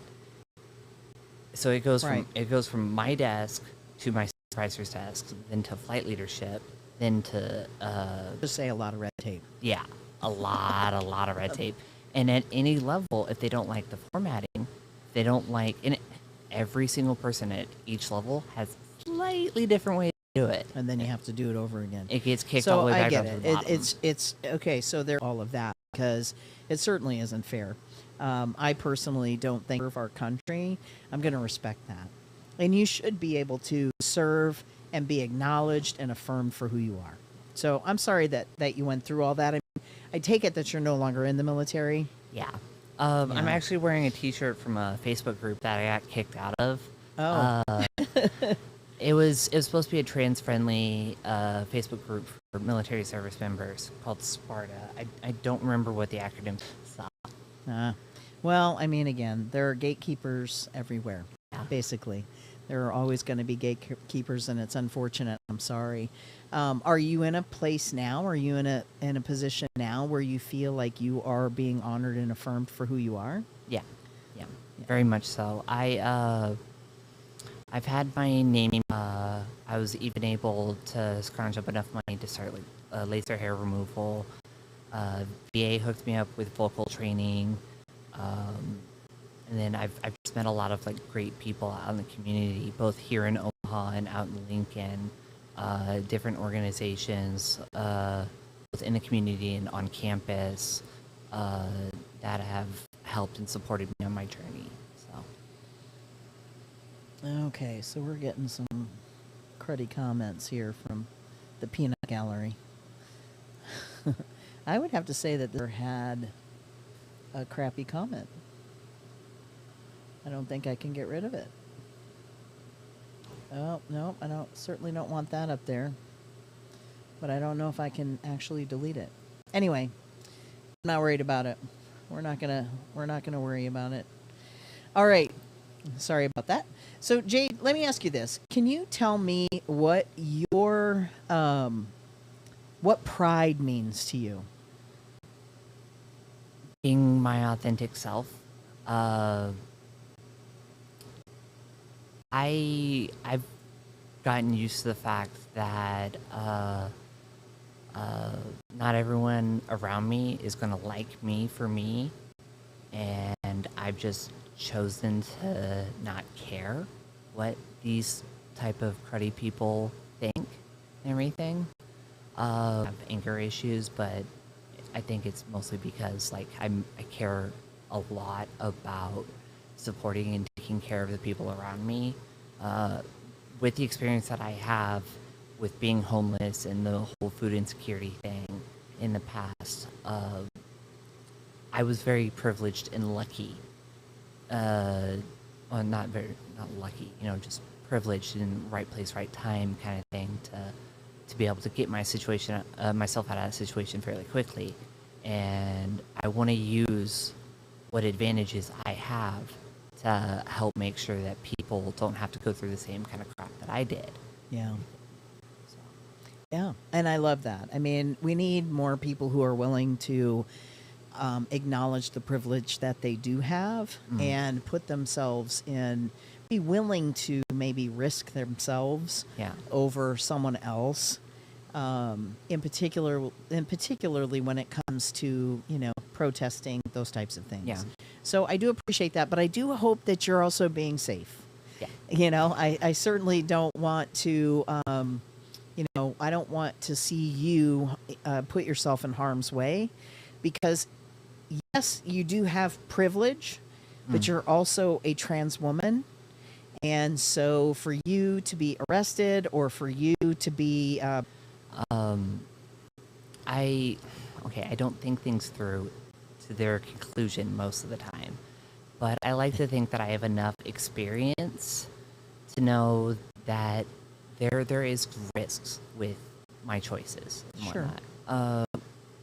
When I was going through in the military, I got to my first base and everything. They put us, all of us first timers, into a class. You know, it was called like first term airman's course or something. And, like what's around the area, and the base, you know, the community, that kind of thing.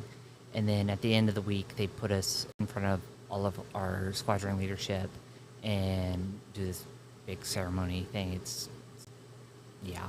But most of us, when we're asked why we joined, it was not for patriotic reasons, it was for college, stuff like that. Yeah, yeah. I mean, I actually do know folks who have served in the military who did so because they didn't really know what other route they had. There wasn't another place for them to go or another way for them to actually try to create a life where they could thrive. So I totally get that. And Jade was my last guest. Kindness. I want to thank you so much for sharing so generously your story with us today, and who you are and what's important to you. And again, I'm super grateful to know you. I know we got connected on Facebook because I put a call out for folks to help with doing some of this stuff. And you were one of those people that messaged me and said, hey, I'm interested. So I certainly do appreciate that kindness. And it's so great to meet you in person, live, and in color here at the Glisten with Pride event. We are currently down at the venue at the Highlander off of North 30th. So if you want to head on down this way, the event is still happening. It is 5:30. We're going to be here until 8 p.m. this evening. I am Eli Rigatuso, and you've been listening to Speaking of Happy. If you're listening to the podcast, the event is over. And I'm sorry you missed it because it was really an amazing event. But I do also want to, at the same time, thank Heartland Pride for all of their amazing support of the Pride Tour this year. Just so y'all know, Pride in Omaha is happening July 15th and 16th. It will be at the CHI Center, and it is all indoors, so we don't have to worry about having to sweat to death. But anyway, thank you so much for tuning in. I also want to thank all of my Patreon fans for your monthly support. It means a heck of it a lot to me to be able to continue to present and to continue to do what I do with Speaking of Happy and interview all these amazing people that I get to meet along the way. So again, you're listening to Speaking of Happy. We'll be back.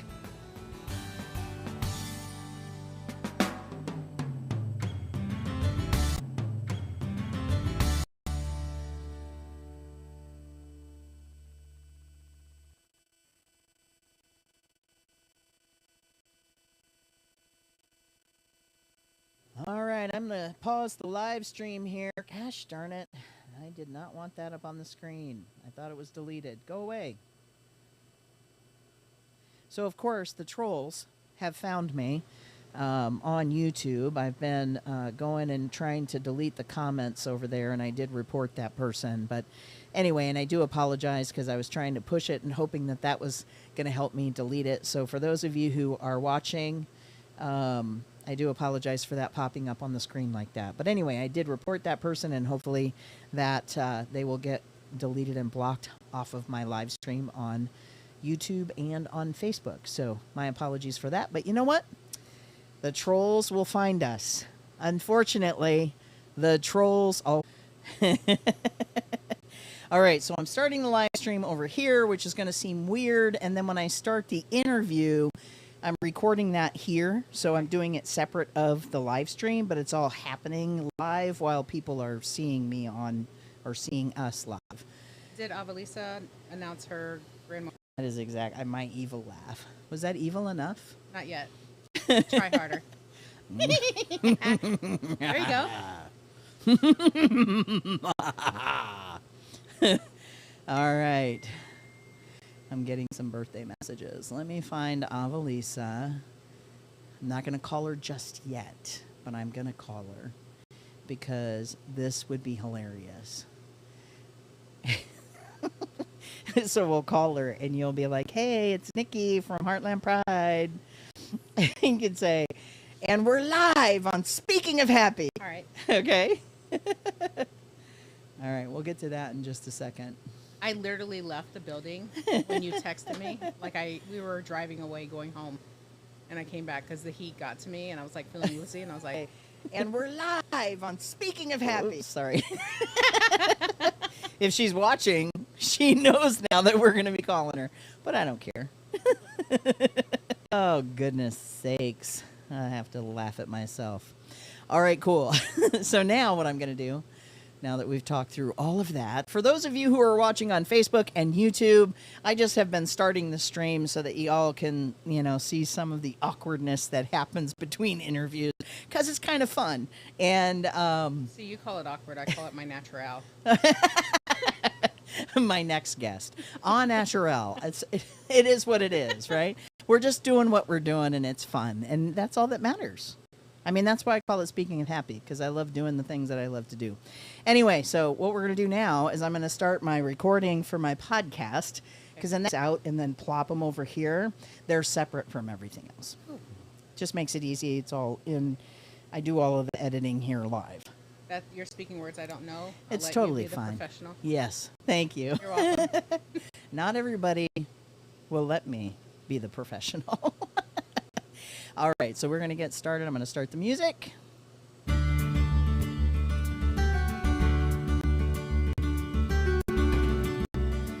All right, welcome back.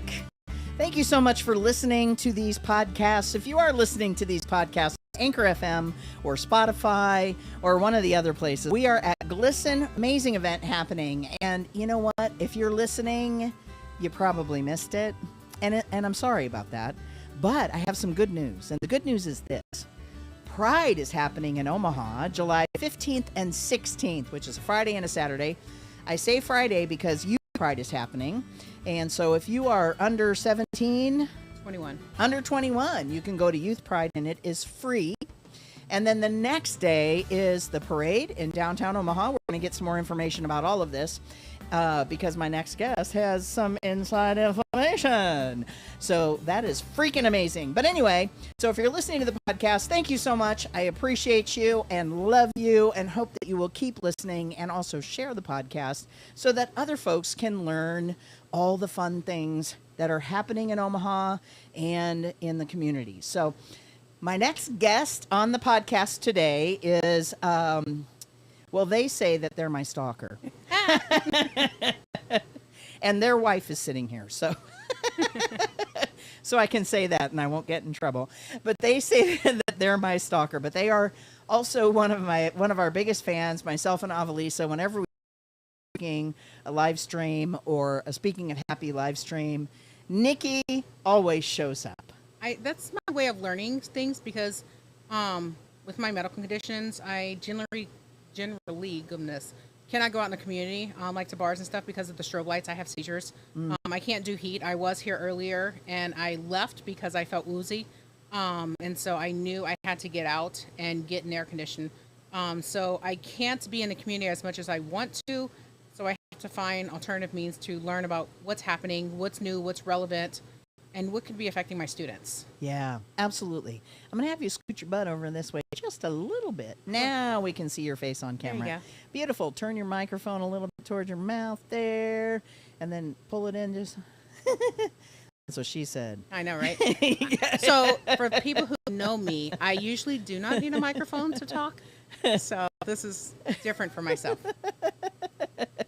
It is what it is, and it's totally great. So, Nikki, Yes. first of all, I'm going to ask you this question, and then we'll get to the other stuff here in just a minute. But the question that I want to ask you is, what does inclusive family values mean to you? I think they're intrinsic to each individual person. What might be inclusive family values to myself might be different from the next individual. And it doesn't make them right or wrong for that individual. You can't invalidate something because that's their beliefs.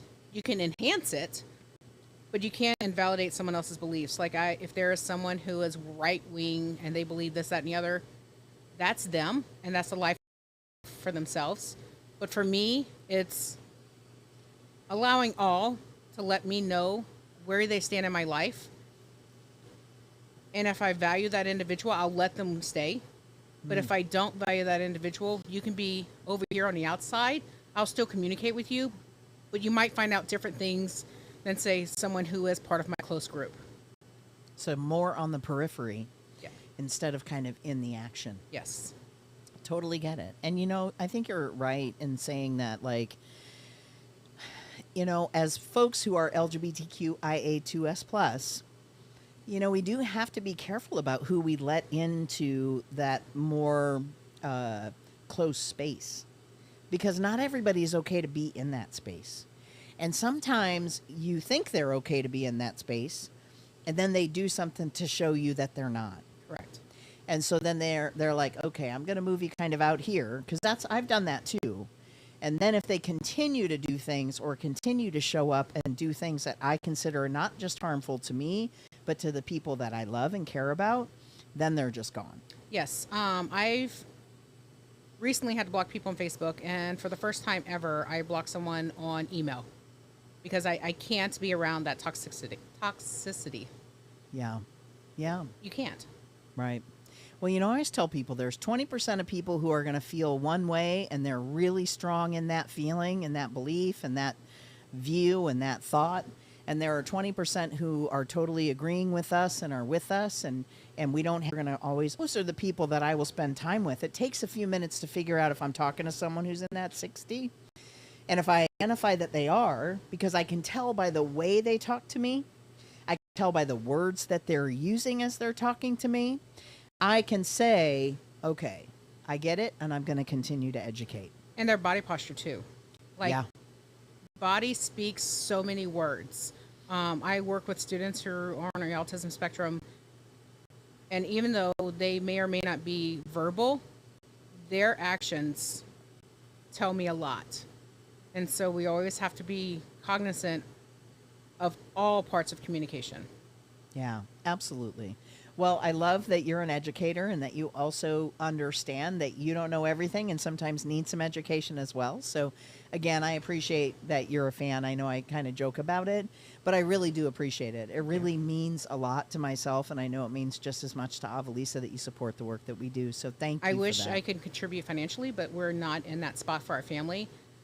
But by listening, hearing, listening to what you say, and acting on what you say, and spreading your information, I think is my way to contribute and help get the word out and help individuals realize what is out there. Yeah. Because it's costing me nothing to sit there and listen. I mean, I personally have internet, but I mean, that's my cost. Yeah. But it doesn't take much to learn. Yeah. Yeah, and I appreciate that. Again, it just means the world to me, so thank you so much. Yay.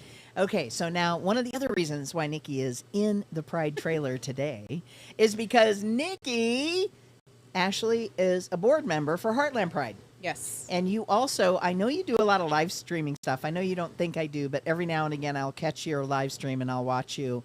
I was actually thinking to myself, why in the world am I not at this baseball game with the Pride trailer? Like I was like, maybe next year we'll have to be better at coordinating, because this flag should be everywhere, right? Yes. You seen the side of this? Isn't it amazing? Well, it would be, you wouldn't be seen from where the baseball is because of the way it is, but we can try softball okay. because that could be seen. Well, but the thing is even if the trailer's parked in front with that big flag showing when everybody's coming into the ball diamond, that's what I'm talking about. Okay. Hey. Yeah, so we'll do that. Anyway, so you are with Heartland Pride, and what is are you like the Pride chair? Like, what do you do?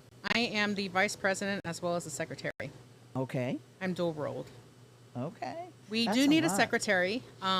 If anyone is interested, I would happily give you my role so that I can focus on vice president duties and have one less email to correspond with. Yeah. Goodness. Yeah, it's a lot. And I think it's important for people to understand that the folks that are doing Pride and work for Pride, they actually aren't paid. So it's a labor of love, so to speak, but they are folks, it's what we call a working board. Now, we would love for Pride to have enough support and for the organization to have enough support that they could have an executive director maybe or Correct. a staff, but they're not at that point yet. So here's the thing. We're going to talk a little bit more here with Nikki, and we're going to get into some more details about Pride, the cost of Pride, why, blah, blah, which is not blah, blah, but it's important information. We're going to talk a little bit about that. But Nikki actually has a surprise for us. So we're going to get that out of the way first. We are going to yes. live call my sister from another mister, Avalisa. And we're going to make an announcement. But we Yes. want her to be on the phone. So we're going to do that. I'm going to call her right now.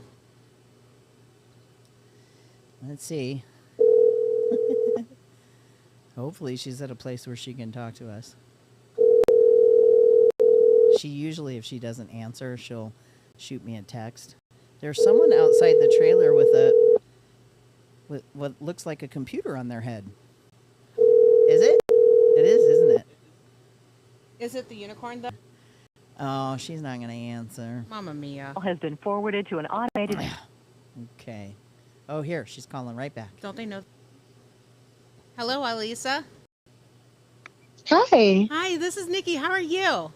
For the Grand Marshal, we couldn't think of a better person other than their opening hearts and opening minds to individuals around the world. So, yay. Congratulations, Avalisa. Thank you so much. It's such an honor to even be considered to be the Grand Marshal for Pride and to actually be chosen. I am so excited. Aw, I am so excited for you because you're going to be in Omaha then, right? I am going to be in Omaha. Sweet. You'll get to see the Pride trailer and we'll get to do a couple of fun little interviews and it'll be fabulous. I am so pumped. Yay. I am very pumped as well. Well, thank you so much for answering the phone. Is there anything else that you want to Of say course. about your being selected to be the Grand Marshal for Heartland Pride? Yeah. So I think that representation matters, and we are living in a very terrible, terrible time where people's voices aren't being heard when issues directly affect them. And I think being able to be a representative of Pride, Heartland Pride, means so much, not only to me, but also to the entire trans community, and specifically Black women, Black trans women. It means so much to be able to see someone like us be elevated to such a high level. And I'm just so thankful and appreciative. Wow, I love that. I love you. I was geeked out because I nominated your name and the board was like, yes. And I was like, yes? And they're like, yes. And so I was like, woo woo. So, like, I don't have to, like, tell you why I think she should be? Look at that, Avalisa. It came easy. That's amazing. I'm glad we get to make up for the lost pride of 2020. Yes, the lost pride of 2020. Oh, my goodness. All right, my friend. Well, we will let you get back to your day. Thank you so much for answering the phone and for sharing your, just always. You just are so elegant and wonderful in everything you do and say. Thank you. You're welcome. We'll talk to you soon. Okay, bye. Bye. We'll stalk her next week. That's right. You're going to have to stalk her while we go live at the Benson Theater. She is going to be the special guest host for Speaking of Happy on Tuesday night. Yes. We are going to bring her in live, so she's going to be the only one on the big screen. So I told her, I said, you are going to look like you have a very huge head. And she said, okay. I'm like, And we've got 4 panelists. She's going to moderate a panel discussion after the movie Moonlight. Nice. So if you go to Speaking of Happy on Facebook, you can also go to Speaking of Happy on Instagram. You can see our little poster there, and you can click on that and get some more information. Our YouTube channel, and look at the videos there, and there's a promo that kind of shares a little bit about each of the folks who are going to be at that event. So anyway, all right, so now I think we have teased our audience enough. Let's talk about Pride. yes. Yay! I'm so excited. One of the things that we looked into a few years back was bringing pride back outside. We did a survey for the individuals, asking, I think there were about 15 to 20 questions. And the response that we got back, we took, and I believe I actually still might have the feedback. People indicated that they wanted to be inside, so we did it, and we continue to do so. One reason that we do so is because the weather in Nebraska is wonky. The last 2 years, we had a storm. Heck, the night before Pride, we had a massive storm. Trees were down. People were actually angry that we had the parade. However, I was up in downtown Omaha. I left from my home in West Omaha, went downtown, was there at 5:30, I think we arrived, 5:30 a.m., went to the police station. They are in charge, first responders. We needed them. They have to be at the parade because they are blocking city streets. Yeah. And I asked, what is your input for this? We're fine. Ask the fire station. No problem. I went to the fire station. Hey, there are trees down. There are wires down. What is your call? What do you want us to do? Do you need us to not do the parade? They said, no, we're fine. Go ahead and go. We are actually going to have to pull out. Understandable. Right. Understandable. OPPD even called the morning of saying, hey, we're sorry. We're going to have to pull out. Well, we're aware. Well, yeah, because they needed that truck to go Absolutely. and fix things. Right. And so Makes people sense. were not happy that we had it. However, we asked individuals, we let people know that if you can't make it safely, please be safe. Take care of what you need to take care of. Yeah. And be okay with it. And Yeah. so we continue with the Pride. I think it was very successful. Last year was our record year. We had 121. I was excited for that. For the parade. For the You're parade. talking about entries for the parade. Entries for the That's parade. amazing. That's almost Yes. as big, if not bigger, than the St. Patrick's Day It parade. is bigger. See, we are bigger. Yes. Hey. Because they had 110. Wow. That is their biggest. Okay. It was 110. And I mimicked the way I did the lineup off of what, like, they were very helpful to me. Yeah. The police told me to talk with them and watch them. And so I did. If you want to beat the best, you got to learn from the best. So they're usually the biggest parade. So I learned from them, watched what they did.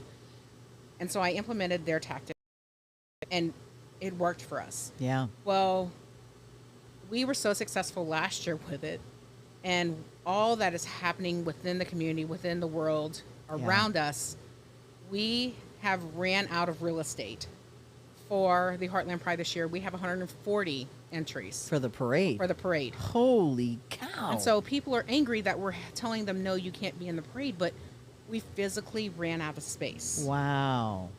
Wow. I mean, that is huge.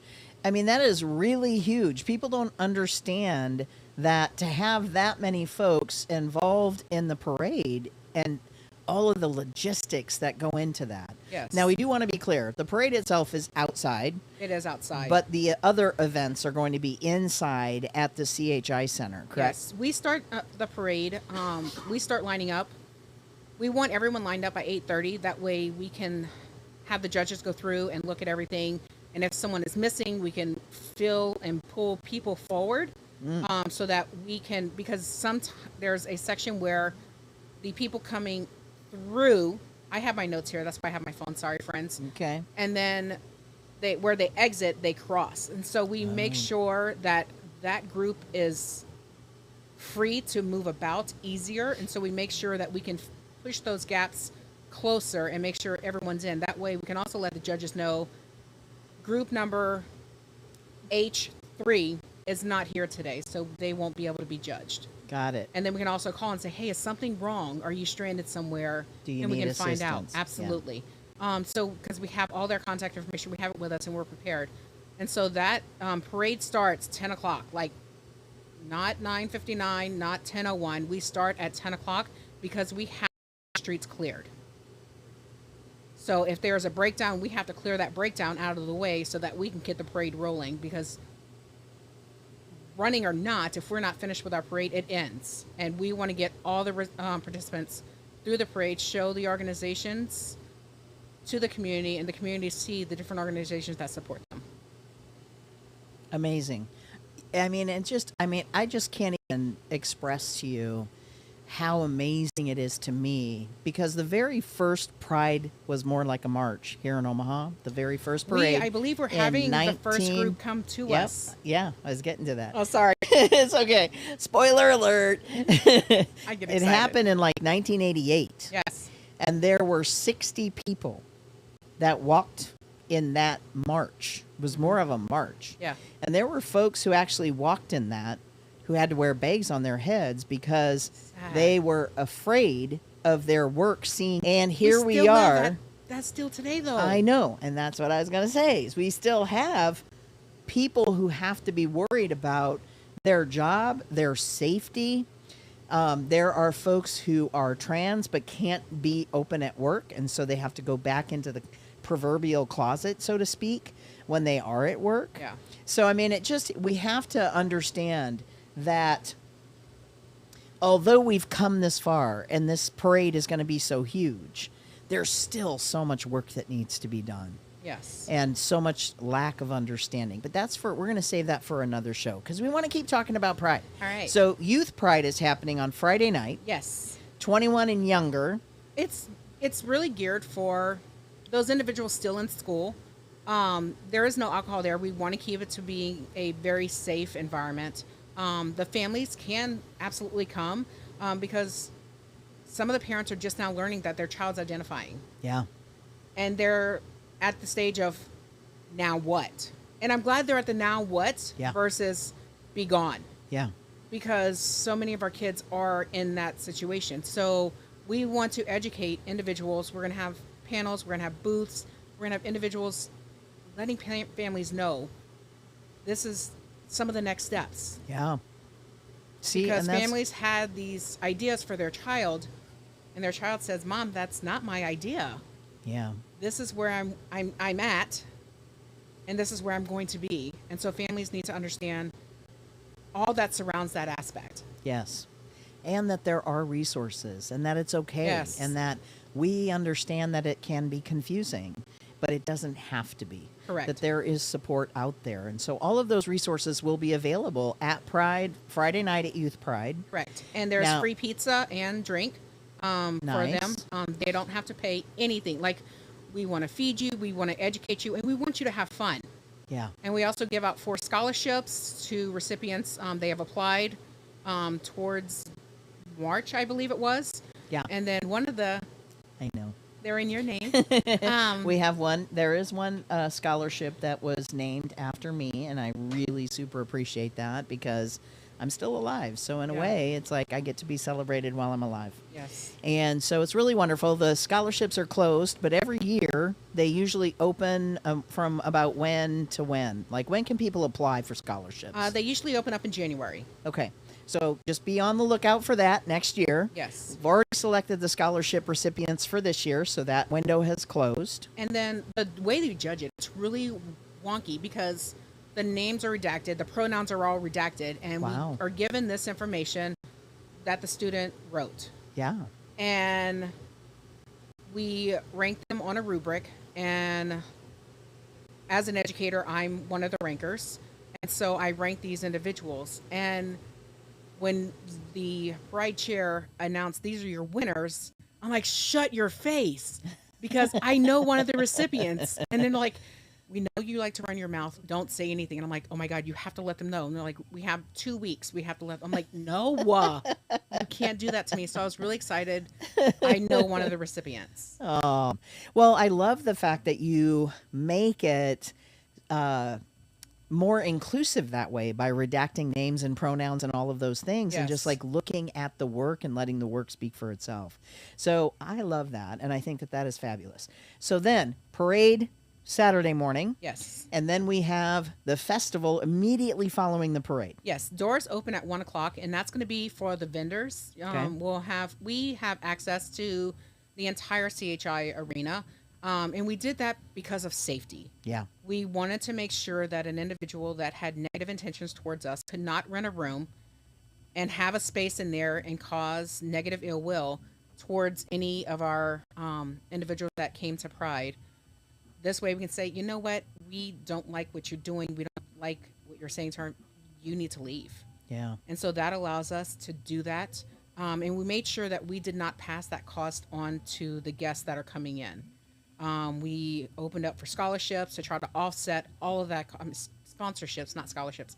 Sponsorships to try to offset all of that because it's not an easy task. And I've heard that you have a record number of sponsors this year, too. Yes, at this point, we had 32 as of last Thursday. We are at 33. I just got one more for sure I know of, and I'm not sure if we've added others. Nice. So we're excited for that aspect. That is to help really offset awesome. the cost. That way we can maintain the ticket price. We wish that we can give it free like some other organizations, but their city underwrites it. We're still working on that aspect to try to get that for future prides because things cost. It costs to have individuals working. It costs to have a building. It costs to have electricity. You just have Well, to I mean, pay. it all makes sense, you know, and the thing is that over the years, you know, that back when I helped to found Heartland Pride, we actually did the event $5 in advance, $10 a day of, and people still complained. Yeah. That's too much money. Why isn't it free? And it's just like, you know what? Everything can't be free. Yes. You bring us a whole bunch of sponsorships who are going to give us a whole bunch of money to actually do these things for you. Great. But the truth is that's not the way that it happens. And so, yes, we have sponsorships. Yes, people pay to be in the parade. Yes, people also pay to have tables and booths and whatever, especially for-profit organizations who are actually selling things and that they're going to make money while they're at the event. But I think it's just really important for people to understand that this is all like, people will even say things like, we want Lady Gaga. Well, you know, Lady Gaga She's is like costly, 'cause I kept saying- $150,000 for a one-night, 4-hour show. Not even that. I Like, know. You get one song, two songs. I'm just saying, these tried. things cost money. Yes. So, another thing to understand is you can buy your ticket online, but it's $19.99 plus a lot of fees. $12.50 for the fees. Ticketmaster raised their fees. They lost a lot of money for COVID. Boo. To Ticketmaster, not other individuals. But we wanted to try to find ways to not have that convenience fee. So CHI is allowing you to go to the door between 10 and 5 is when I believe they close, Monday through Friday, and you only have to pay the $2.50 fee. So it's Right. it's a bit cheaper. So, if you are in the Omaha area or you're planning to come to Omaha for Pride, what you need to do is you need to get your best buddy who lives here in Omaha and ask them to go down and buy your tickets. Yes. If you're in Omaha, you should just go down and buy your tickets. Monday through Friday from 10 a.m. to 5 p.m., send somebody down to buy tickets. Now, there's $19.99 for the general admission or $75 for VIP. Yes. Can you tell us a little bit about what VIP is? VIP, we're having, similar to what we did last year, they will have the meet and greets. However, there is one artist who is not doing meet and greet, and we're respecting their wishes because of their age and the fact that COVID still exists. Yeah. They don't want to risk that aspect. Right. And we understand that aspect for them. But you get to do meet and greets with individuals. You also get to have, we're going to have some hors d'oeuvres, some little food snacks, and we're having a few bars up there that you don't have to wait in line to get your beverages. Okay. So, Awesome. and the All right. restrooms are like right there too. So, what else do people need to know about Pride? We have, for vendors, we have 118. And what I love that Olivia did this year, they have opened the door for a lot more people as a vendor. We have an 1% of their work is at least made or done by them. So we have an artisan booth for individuals from the community to get their name out there too that are LGBTQIA two-spirit positive. We also are having like a wedding section. There's going to be a group of individuals that are, hopefully this stays in our community, knowing what just happened, but individuals that are, Wedding providers. and Yeah. are supportive of our community. Right. So, photographers, people who have Yeah. dresses or Even music, ordained- DJs, Yes. Ordained ministers are going to have some tables and Yes, they're they're going going to to talk be about. grouped together. It's not going to be a separate room. They're going to be with all the other vendors and such. Okay. But we're going to have that aspect. We wanted to have a whole wedding room, but we're not ready for that yet. Okay. So Totally hopefully understand. next year. All right, awesome. What else? What We else you have got some for us? sponsorships open too. If you are ever interested, you can please see heartlandpride.org for those setups. And we haven't announced the local artists that are going to be participating in parade, so I'm going to hold off on that aspect. Okay. But we do have the artists that have been announced, and you'll get more information on them. We have artists that are coming in that are bringing up backup dancers, and we've never had that before, so we're excited for Wow. that.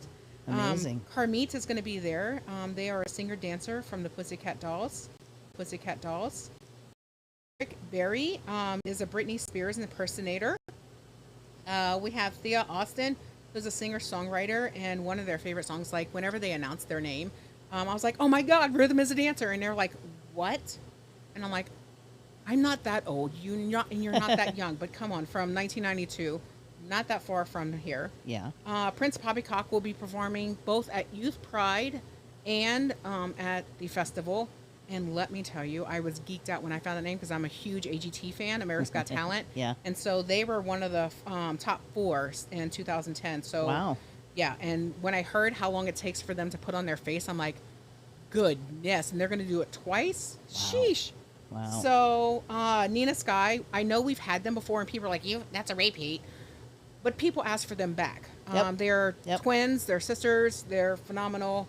Move Your Body, not your, is one of their main songs. We have Lady Bunny, and although this is not in any particular lineup, I know Lady Bunny is going to be later in the evening. Yeah. Usually when Their people bring comedy their is a families. little more off color. Yeah, like I Little listened to some of edgy. it. I was not familiar with Lady Bunny before, and I'm like, Yep. oh, okay. And then one of my second personal favorite, because Prince Poppycock is my favorite, is Thelma Houston.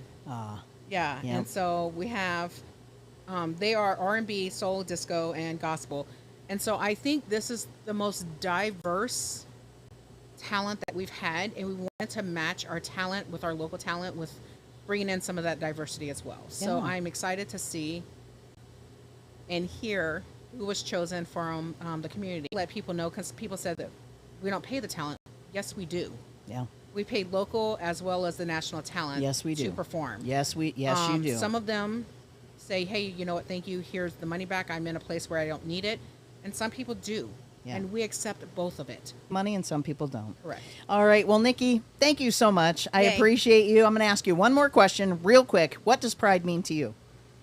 Pride means being able to be yourself and not worrying what others think of you. Their perception really does not matter. You know what? A good friend of mine used to say, what other people think of you is none of your business. Yeah. And That's on really, them. honestly, if you think about it, it isn't. Let's not worry about what other people have to say about us. Let's be us. Let's be proud. Thank you so much, Nikki, for joining us Thank y'all. here in the Pride Tour trailer. We appreciate it. Yes. Thank you so much for all the work that you do for Pride, for Heartland Pride. Thank you. I do know that it is a thankless job Yes. to do some of the things that you do for But Pride. it builds our hearts, though. Well, certainly it does, but it's hurtful, some of the things that happen and some of the people that start to speak out against or want to start crap. So anyway, thank you so much. That is it for this interview today. Speaking of happy, the Pride Tour is still happening. We are live at the Glsen with Pride event over at the venue at the Highlander. Come on over if you're still out. If you're out there, if you're watching on Facebook or YouTube, you can come and catch us. We'll be here until 8 o'clock tonight.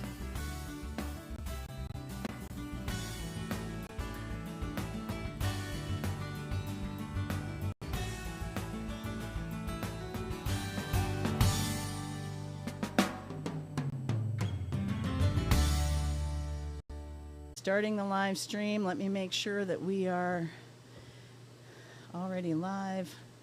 What is going on? This mouse. Whew. There you are. Come on. Is this good? No, I'm just kidding. You know, how's this? How's this? Can you see me now? Oh, shoot. Would you do me a little favor and tilt that camera up just ever so slightly? It should tilt up. Yeah, perfect, right there. Woo! Nope. It's got to go back up. It kind of went back down. Oh yeah, like dropped after you. Yeah, no, what you need to do, sorry. So you need to grab that camera itself. Yes, and then tilt up. And stop. Okay. Stop. Oh, too high. Oh, what is it I think doing? that's good. No, Well, no, 'cause there's a it's- delay there. All There right. it is. Oh, go up a little higher. And stop. That's going to just be good. That's good. Thanks, Jaden. Sorry, I'm so bossy. If you only were in the trailer with me, you would understand. But I'm bossy. I'm going to just own that because I've been that way since I was very young. All right, so now what I'm going to do, just so you know, Okay. I'm going to start this recording, and then I'm going to start some music, and then I'm going to Gotcha. say my little spiel, Sure. and then I'll bring the music down, Okay. and then I'll introduce you, and then we will Okay. Sounds chitty good. chatty, Perfect. chatty Cathy. Okay.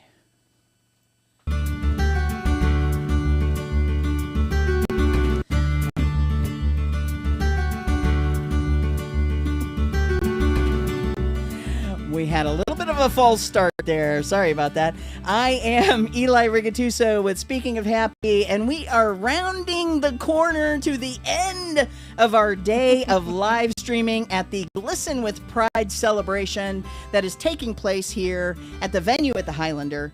It has been a truly amazing day. I have talked to some really extraordinary folks, and they have shared what inclusive family values mean to them. They have talked about where they find family and what does pride mean to them. So for those of you who are listening to the podcast on Anchor FM, this is after the event. So it means you missed a good time. Yeah. You missed a good time because the event is no longer happening. As a matter of fact, it's ending in about 19 minutes. And if you weren't here, I feel sad for you because it was really a fun day. I mean, they had everything was free. So there was no charge for any of it. And they had Best Burger here with free burgers. They had the snow cone Snow people. days. Snow days were here, giving out free snow cones to everyone, all paid by Glsen. Glsen brought me here to do these interviews, and I've had a blast talking to people today. So this has really been awesome. But right now, I have a super special guest with me. My super special guest is Tina Hahn Rodriguez. Tina is with Glsen. And Tina, thank you. I just want to say thank you so much for having this event. Absolutely. It's been really fun. We haven't seen anyone since 2019, so it was time. Yes, Yeah. it was absolutely time. And you know, it was just so perfect. This venue It's beautiful. is extraordinary. It really is. It's I- very thoughtful. That's what I like about the venue. They have gender neutral restrooms, which is hard to find typically in a like a venue space. And they have an ice machine, like little things like that I didn't have to buy 20 bags of ice. Oh my gosh. When you're event planning, it's those types of things that make you happy. So it's really great, a really great space. Speaking of happy, Yeah, do you see how the name works? I mean, it Yes. just works. I love it. Right? So tell me, Tina, I'm going to ask you the same questions that I Sure. asked the other folks that I interviewed. And I also just want to say, Tina has been doing events here in Omaha. Yeah, I've been planning for a long time. Yes, for a very long time. I mean, you were part of Heartland Pride. I think you were the entertainment chair at one point. Yeah, I was the entertainment chair, and then it got so big I ended up being like the entertainment director, and then David Burge was the entertainment chair, and we did it together. My last year was 2019, so I think I did 3 prides, and it was great. It was really fun, and I love event planning. Yeah. Yeah. Well, you know what? You do such an extraordinary job. Thank of you. it. I Well, think my you're- first foray was Revel. Yes. Talk And about that a Yeah, little so bit. we did Revel for like, oh gosh, I don't know, maybe, I think a solid like 6 to 8 years. I can't remember what is time. But I look back at that, and that was, originally at House of Loom. And we just created, House of Loom was one of the first places that had like a code of conduct about how you treat people. And that's one of the reasons why we ended up doing it there. Because I wanted to be able to say to a bouncer, like, that person needs to leave. There's a bit of like when someone's making you uncomfortable, but you can't exactly name it, but Yeah. And we didn't want anyone to argue with us. So that's one of the reasons why we picked that space, and we created what we originally called a safe space, which I don't think you can use that language anymore. No.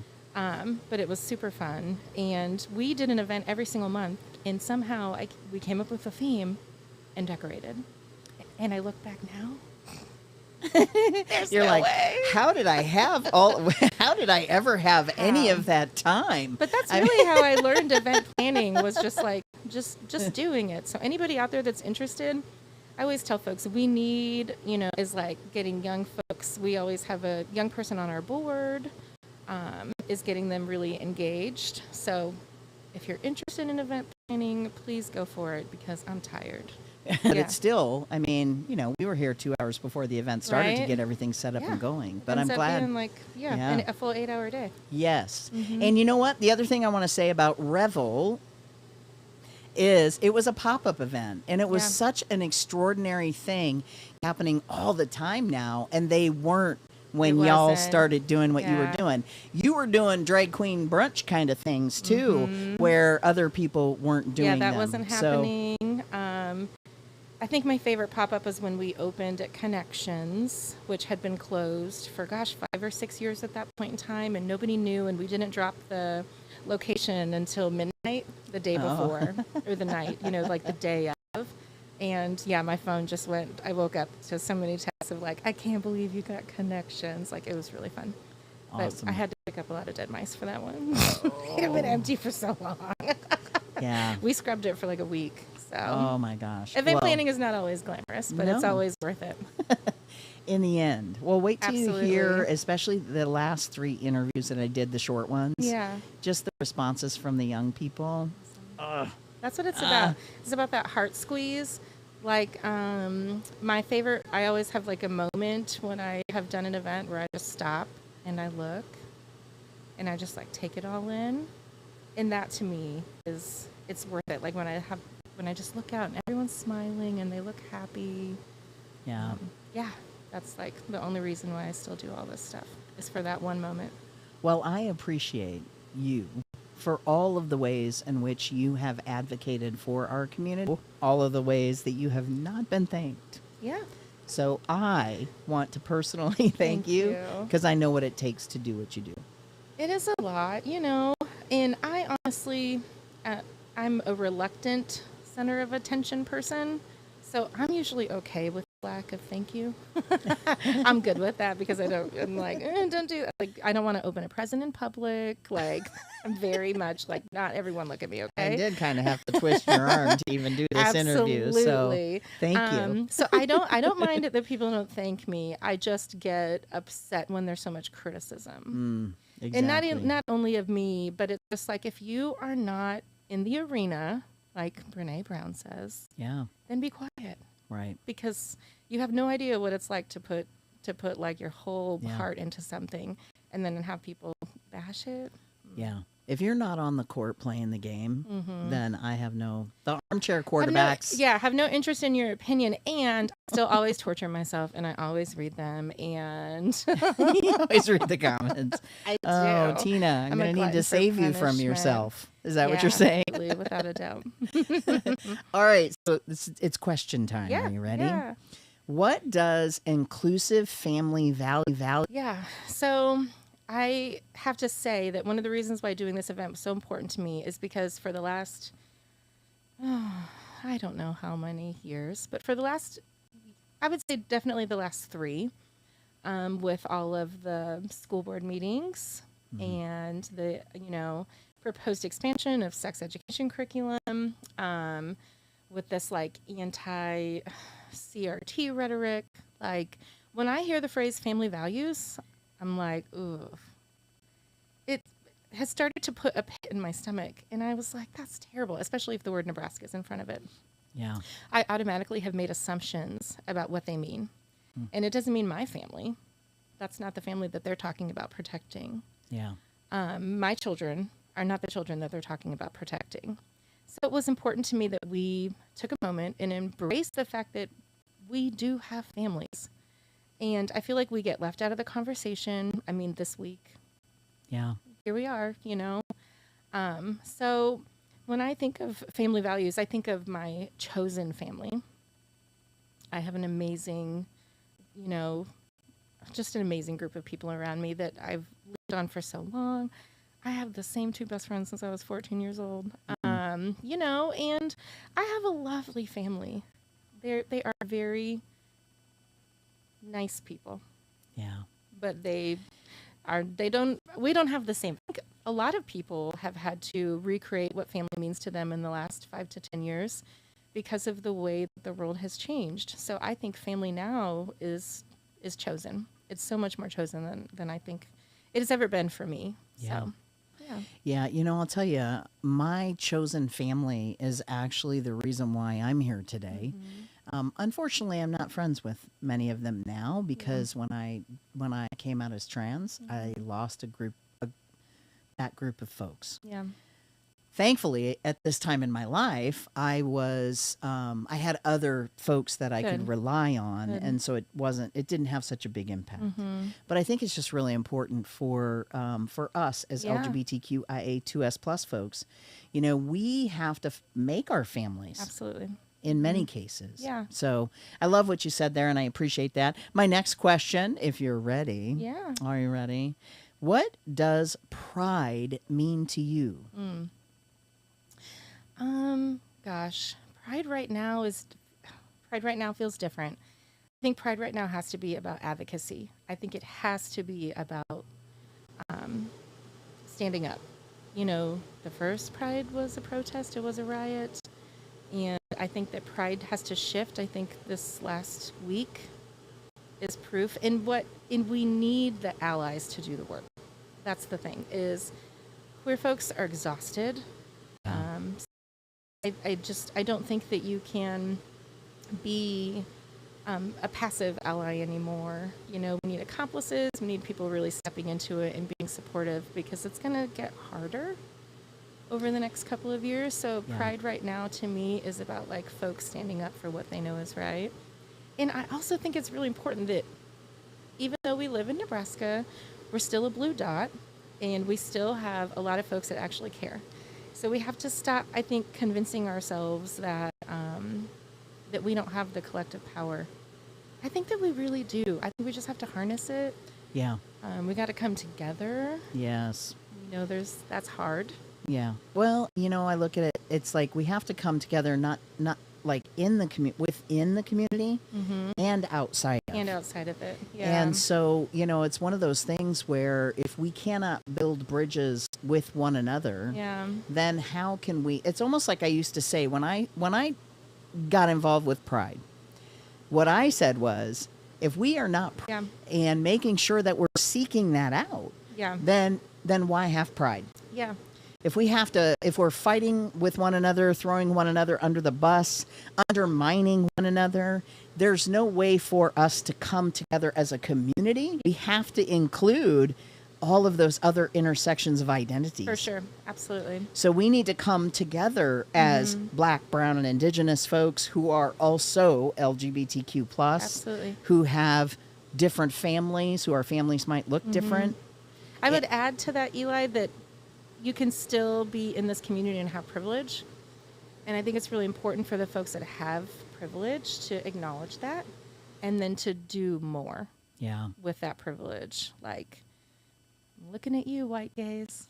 Yeah. You know, and like, here's the there's other a thing. lot of folks out there that sit on the sidelines and have a lot of criticism and also have a lot of privilege. Yeah. And I need you to use that privilege. You know, I've said it out loud before, but I get really upset when people are like, I remember when Pride was just downtown and it was like just in the streets and it was so amazing. It's like, yes, and 3 people benefited. 3 people benefited from it. And you could only go if you were able-bodied, if you could sustain the heat, if you had the money to spend on all of those things. And it's like, yes, Pride is expensive, but there's a level of safety that I think is considered now. There's a level of access that's considered now. I mean, the money goes to all these different scholarships. There's a scholarship in your name, right? Like this, there's so many scholarships. Yeah. We fund proud, I'm not on the board anymore. It's kind of hard to get it out of our systems, totally. though. I still am on every board I've ever served on, apparently. But, they fund Proud Horizons for the year. Like, a lot of really good things come out of that. Yeah. So it's about, like, using your privilege, investing in the folks coming up, because, like I said, I want other people to be able to do this. Yeah. And we need them here. And it's, again, like you said, put your money where your mouth is, and don't just think about how it's going to... But, also just, like, I see a lot of stuff about the ticket prices, and it's like a lot of us could probably afford to buy a couple extra bigger. And the other piece of that is the biggest offenders in that conversation are white, gay, cis white, gay. Often, Men. that was my experience. When I my first year as the entertainment director, or chair. I don't think anybody will ever forget what that was like. It was such a weird time in my life. It's so weird to be like the target of just Facebook vitriol. It is the weirdest thing. And people were like on it. There's a picture of me in a wedding dress with a woman, like, just FYI. Like, well, I mean, yeah. There's two different things going on. Did they see Nanette as a man? No. Because Nanette was in a suit? Or no. And just be like, oh my gosh, wow. And it was because for the first time, like, one group wasn't the center, the focus, Yeah. Like, and it's funny because I remember saying to a friend, I'm gonna do the Pride Entertainment, because I'd gone and I had a good experience, and I was just like, Omaha can definitely do better. Yeah. So I decided to actually get involved. And I said, I'm definitely going to work really hard to diversify Pride. And she was like, you're not ready for that. Was like, you have no idea what you have stepped into. And I was like, what do you mean? Just naive. And I was like, what do you mean? Or again, hopeful. She was exactly. Sometimes I am / whatever, but I mean, she was absolutely right. And I'm really grateful that I had that moment of just to prepare me for it a little bit, because I think had it been completely blindsided, it would have hurt a lot more, because it does hurt. It hurts when people are saying terrible things about you. I mean, especially when they don't really necessarily when they don't know understand anything everything about you. that goes into planning an event like Pride, because it's a huge undertaking. I mean, the group of us that got together and created Heartland Pride and all of the things that we did. I mean, when we moved it away from downtown, you would have thought that we had killed their cats and dogs. It was just... Every change is different. People don't like change. And I think it's so cool to see how much it's grown, Yes. I mean, it's grown so much, and that's just the parade. The parade is so huge now. And I love that for us. Like, I love that Omaha has... He actually did an interview with me today and said that they actually had to start turning away parade entries because the route and where they stage, there's not enough room for it all. Yeah. And it's the largest number of entries ever. Like, they keep hitting records. Yeah. So that's probably going to have to change again too. Yes. So and then all those folks need to make sure that then they are advocating for us outside of Pride Month. yes. Like, that's really important. If you're going to show up, then you have to show up in other ways. And that's one of the other things that I talk about when I speak to organizations. I say, look, it's one thing to show up at Pride and have a float and do all the things. To do all the fun The other thing is, are you just paying for a float? Because I know how much that costs. Are you actually offering inclusive care, health care within your organization? Because if you're not, that's a good place to start. Yeah. Are you educated on what it means to be transgender, non-binary, and gender non-conforming or gender diverse? That's another place to start. So it's having those kinds of conversations. But I absolutely agree with you, and you are so right. What would you like to say to the folks who showed up to today's event? What was your favorite? What was your favorite thing that happened besides seeing Stardust, the Rainbow Unicorn? Yes, I love the Rainbow Unicorn. Okay, there were a lot of little tiny babies that had airbrush tattoos. That made me happy. I don't know why babies and tattoos. I was all for it. No, it just was really cute. I really liked the interactive art piece, the coming outdoors. If you didn't get a photo of that, you should. And Anjali and Timeless, I just like seeing everybody. They looked happy. you know, everybody had a great day, and that's what the whole thing is about, is just getting together, celebrating our families that look different. It was really fun to see all the little kids. Yeah. I like to see little kids, you know, with their families, feeling welcomed and loved, and seeing other families that look like them. It's important. So Absolutely. Well, thank you. Thank you for Did I putting just together come on this here event. and complain for 20 minutes? Well, we're at 20 minutes and 45 seconds. I do think I took about a sorry. minute and a half in the intro, but guess what? It's not complaining. It's I just do truth. love Omaha. I just know we can do better. Yes, but it's just the truth, Tina. And honestly, we could talk about this all day long because you and I have had, very similar experiences Yeah. in things that we've had to deal with the community, Yeah. right? And, if anything, I would love to be able to figure out a way to bring people together. It's For just sure. there are just so many different things that Yeah. get in the way of that, you Yeah. know? Yeah. And it's like I think about there are LGB white folks who want to do things and advocate, but what they're doing is taking up space Mm-hmm. and they're teaching things that aren't necessarily true for folks who are Black, brown, and Indigenous. Yeah. And they're getting compensated for these things, and they shouldn't be. The people that should be compensated for those things are you, me, Jaden, who nobody can see right now, but who's sitting in the room with us. It's like I never take a helping, penny, y'all. helping us, Yeah. right? To help, it's like bring the Speaking of Happy Pride trailer to your event. Yeah.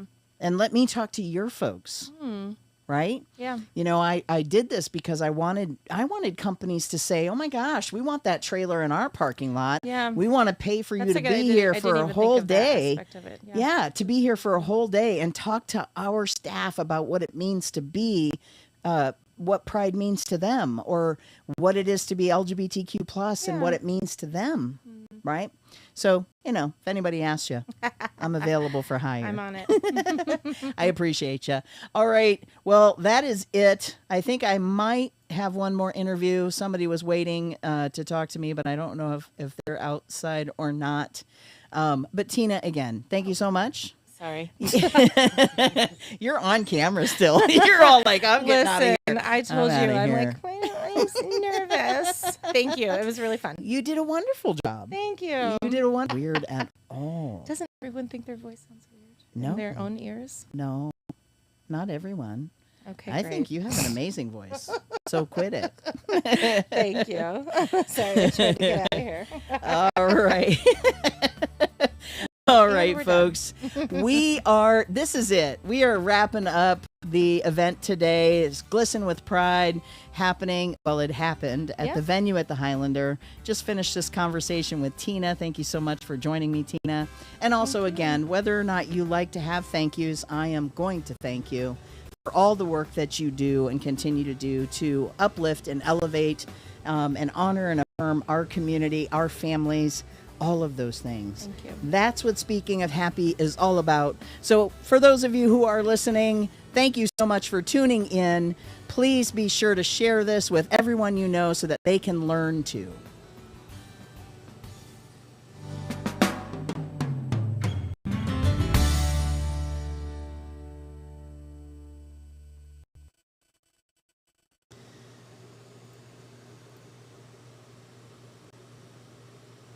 So that is the old one, but it should come up here soon. But we get started anyway.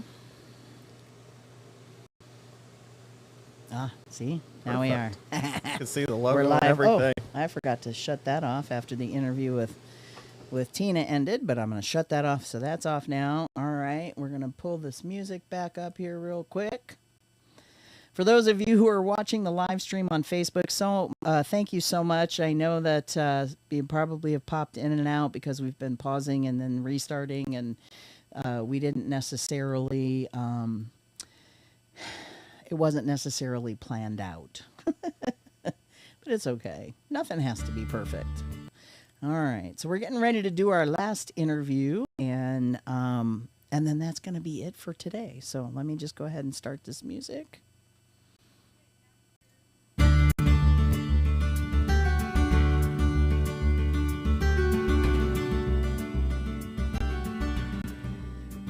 right, all right, all right. We are here still at the venue at the Highlander at Glsen with Pride, which is a family event that was thrown today. We are here. We're going to do one more interview, and then we're going to call it a day. It's a little bit after 8 o'clock. I think they're starting to pack things up and close things down. But it really has just been an extraordinary day. I've really enjoyed talking to all the folks that I was able to speak to, and I just am so grateful to, I don't know, just to have these intimate conversations with folks. So this next guest has actually been on my show before. It's been a while, yeah. Yes, it has been a while. But they decided to jump into the trailer with me here last minute to talk about a few things that they are doing. And Jaden, how are you? Good. How are you, Eli? Hey, I'm doing really great. It's great to see you. Good to see you as well. You're looking fabulous as ever. Thank you. Thank you. All right, so here's what we're going to do. We're going to talk a little bit about a few things. I'm going to ask you some questions about the event itself, but then we're going to segue and you're going to talk to me about what you're up to with Dave Pantos and the campaign. Okay. How's that sound? Sounds good. Yay. They'll love that. All right. So first of all, I am going to launch a few questions at you. And these are the questions that I have asked everyone that has stepped into the trailer today. Of course, this is a event that is for family. And so what I've asked folks is to share with me what it means to them. Okay. I think I would share many of the same sentiments that Tina was expressing. We've heard this term like family values brought up in conservative like political ads, rhetoric in general, and it sounds very divisive, and especially nowadays with the perceived progress that our community has faced over the last decade or so. I think inclusive family values should be representative of everybody, no matter what your race is, what your sexual orientation is, or what your pronouns are, or anything like that. And I think everyone just needs to respect each other and everyone's opinions, and there just needs to be a level of resistance to that seeks to harm our community.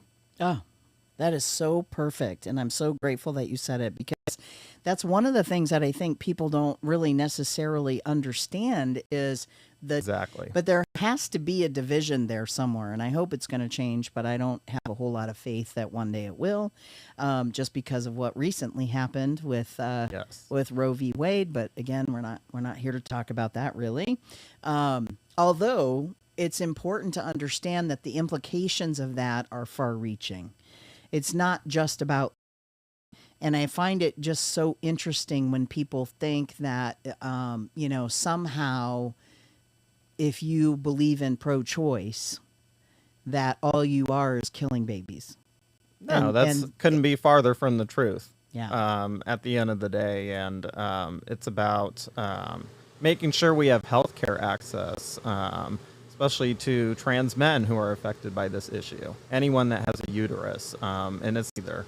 I think we see a lot of this like perceived third wave feminism, where it's kind of like become a white woman's movement. The pro-choice movement has, and I think we just need to push back against those that are trying to take space that shouldn't really be prioritized because at the end of the day, it's people like you and me who are being affected by these harmful policies. Absolutely. Couldn't have said it better myself. I'm not even going to add anything to that. So let me ask you this, Jaden. Where do you find family for you? I think in community events like this, my chosen family, you're someone who's been in my chosen family for a long time. People who share the same values, same bold progressive values as I do. I love my family as always, but I do come from a conservative family background, a pro-life, anti-LGBTQ, IA2S+ type of background. And, it's been really refreshing since I've come out in 2014 to find people who are like-minded, who are focused on the same values, the same political goals as I am. And so at the end of the day, to come to community events like this is extremely refreshing and beautiful. Absolutely, it is, and I agree, and I thank you for that. Um, I just think it's really important for people to understand that the implications for multi-marginalized people when these types of things happen, and you just said it so beautifully. So thank you so much for that. Now, my last question that I'm going to ask you is I am going to ask you what pride means to you. I think it's kind of in the word itself to me, one of the definitions at least. You should be proud to be yourself at the end of the day, not just in the month of June, but all year around. We are a diverse community. Everyone carries multiple identities, especially people of color who are also identifying as LGBTQIA2S+. And so I think, in any way possible, we need to go all out, not hide anything from anybody, and be truthful to ourselves and those that surround us.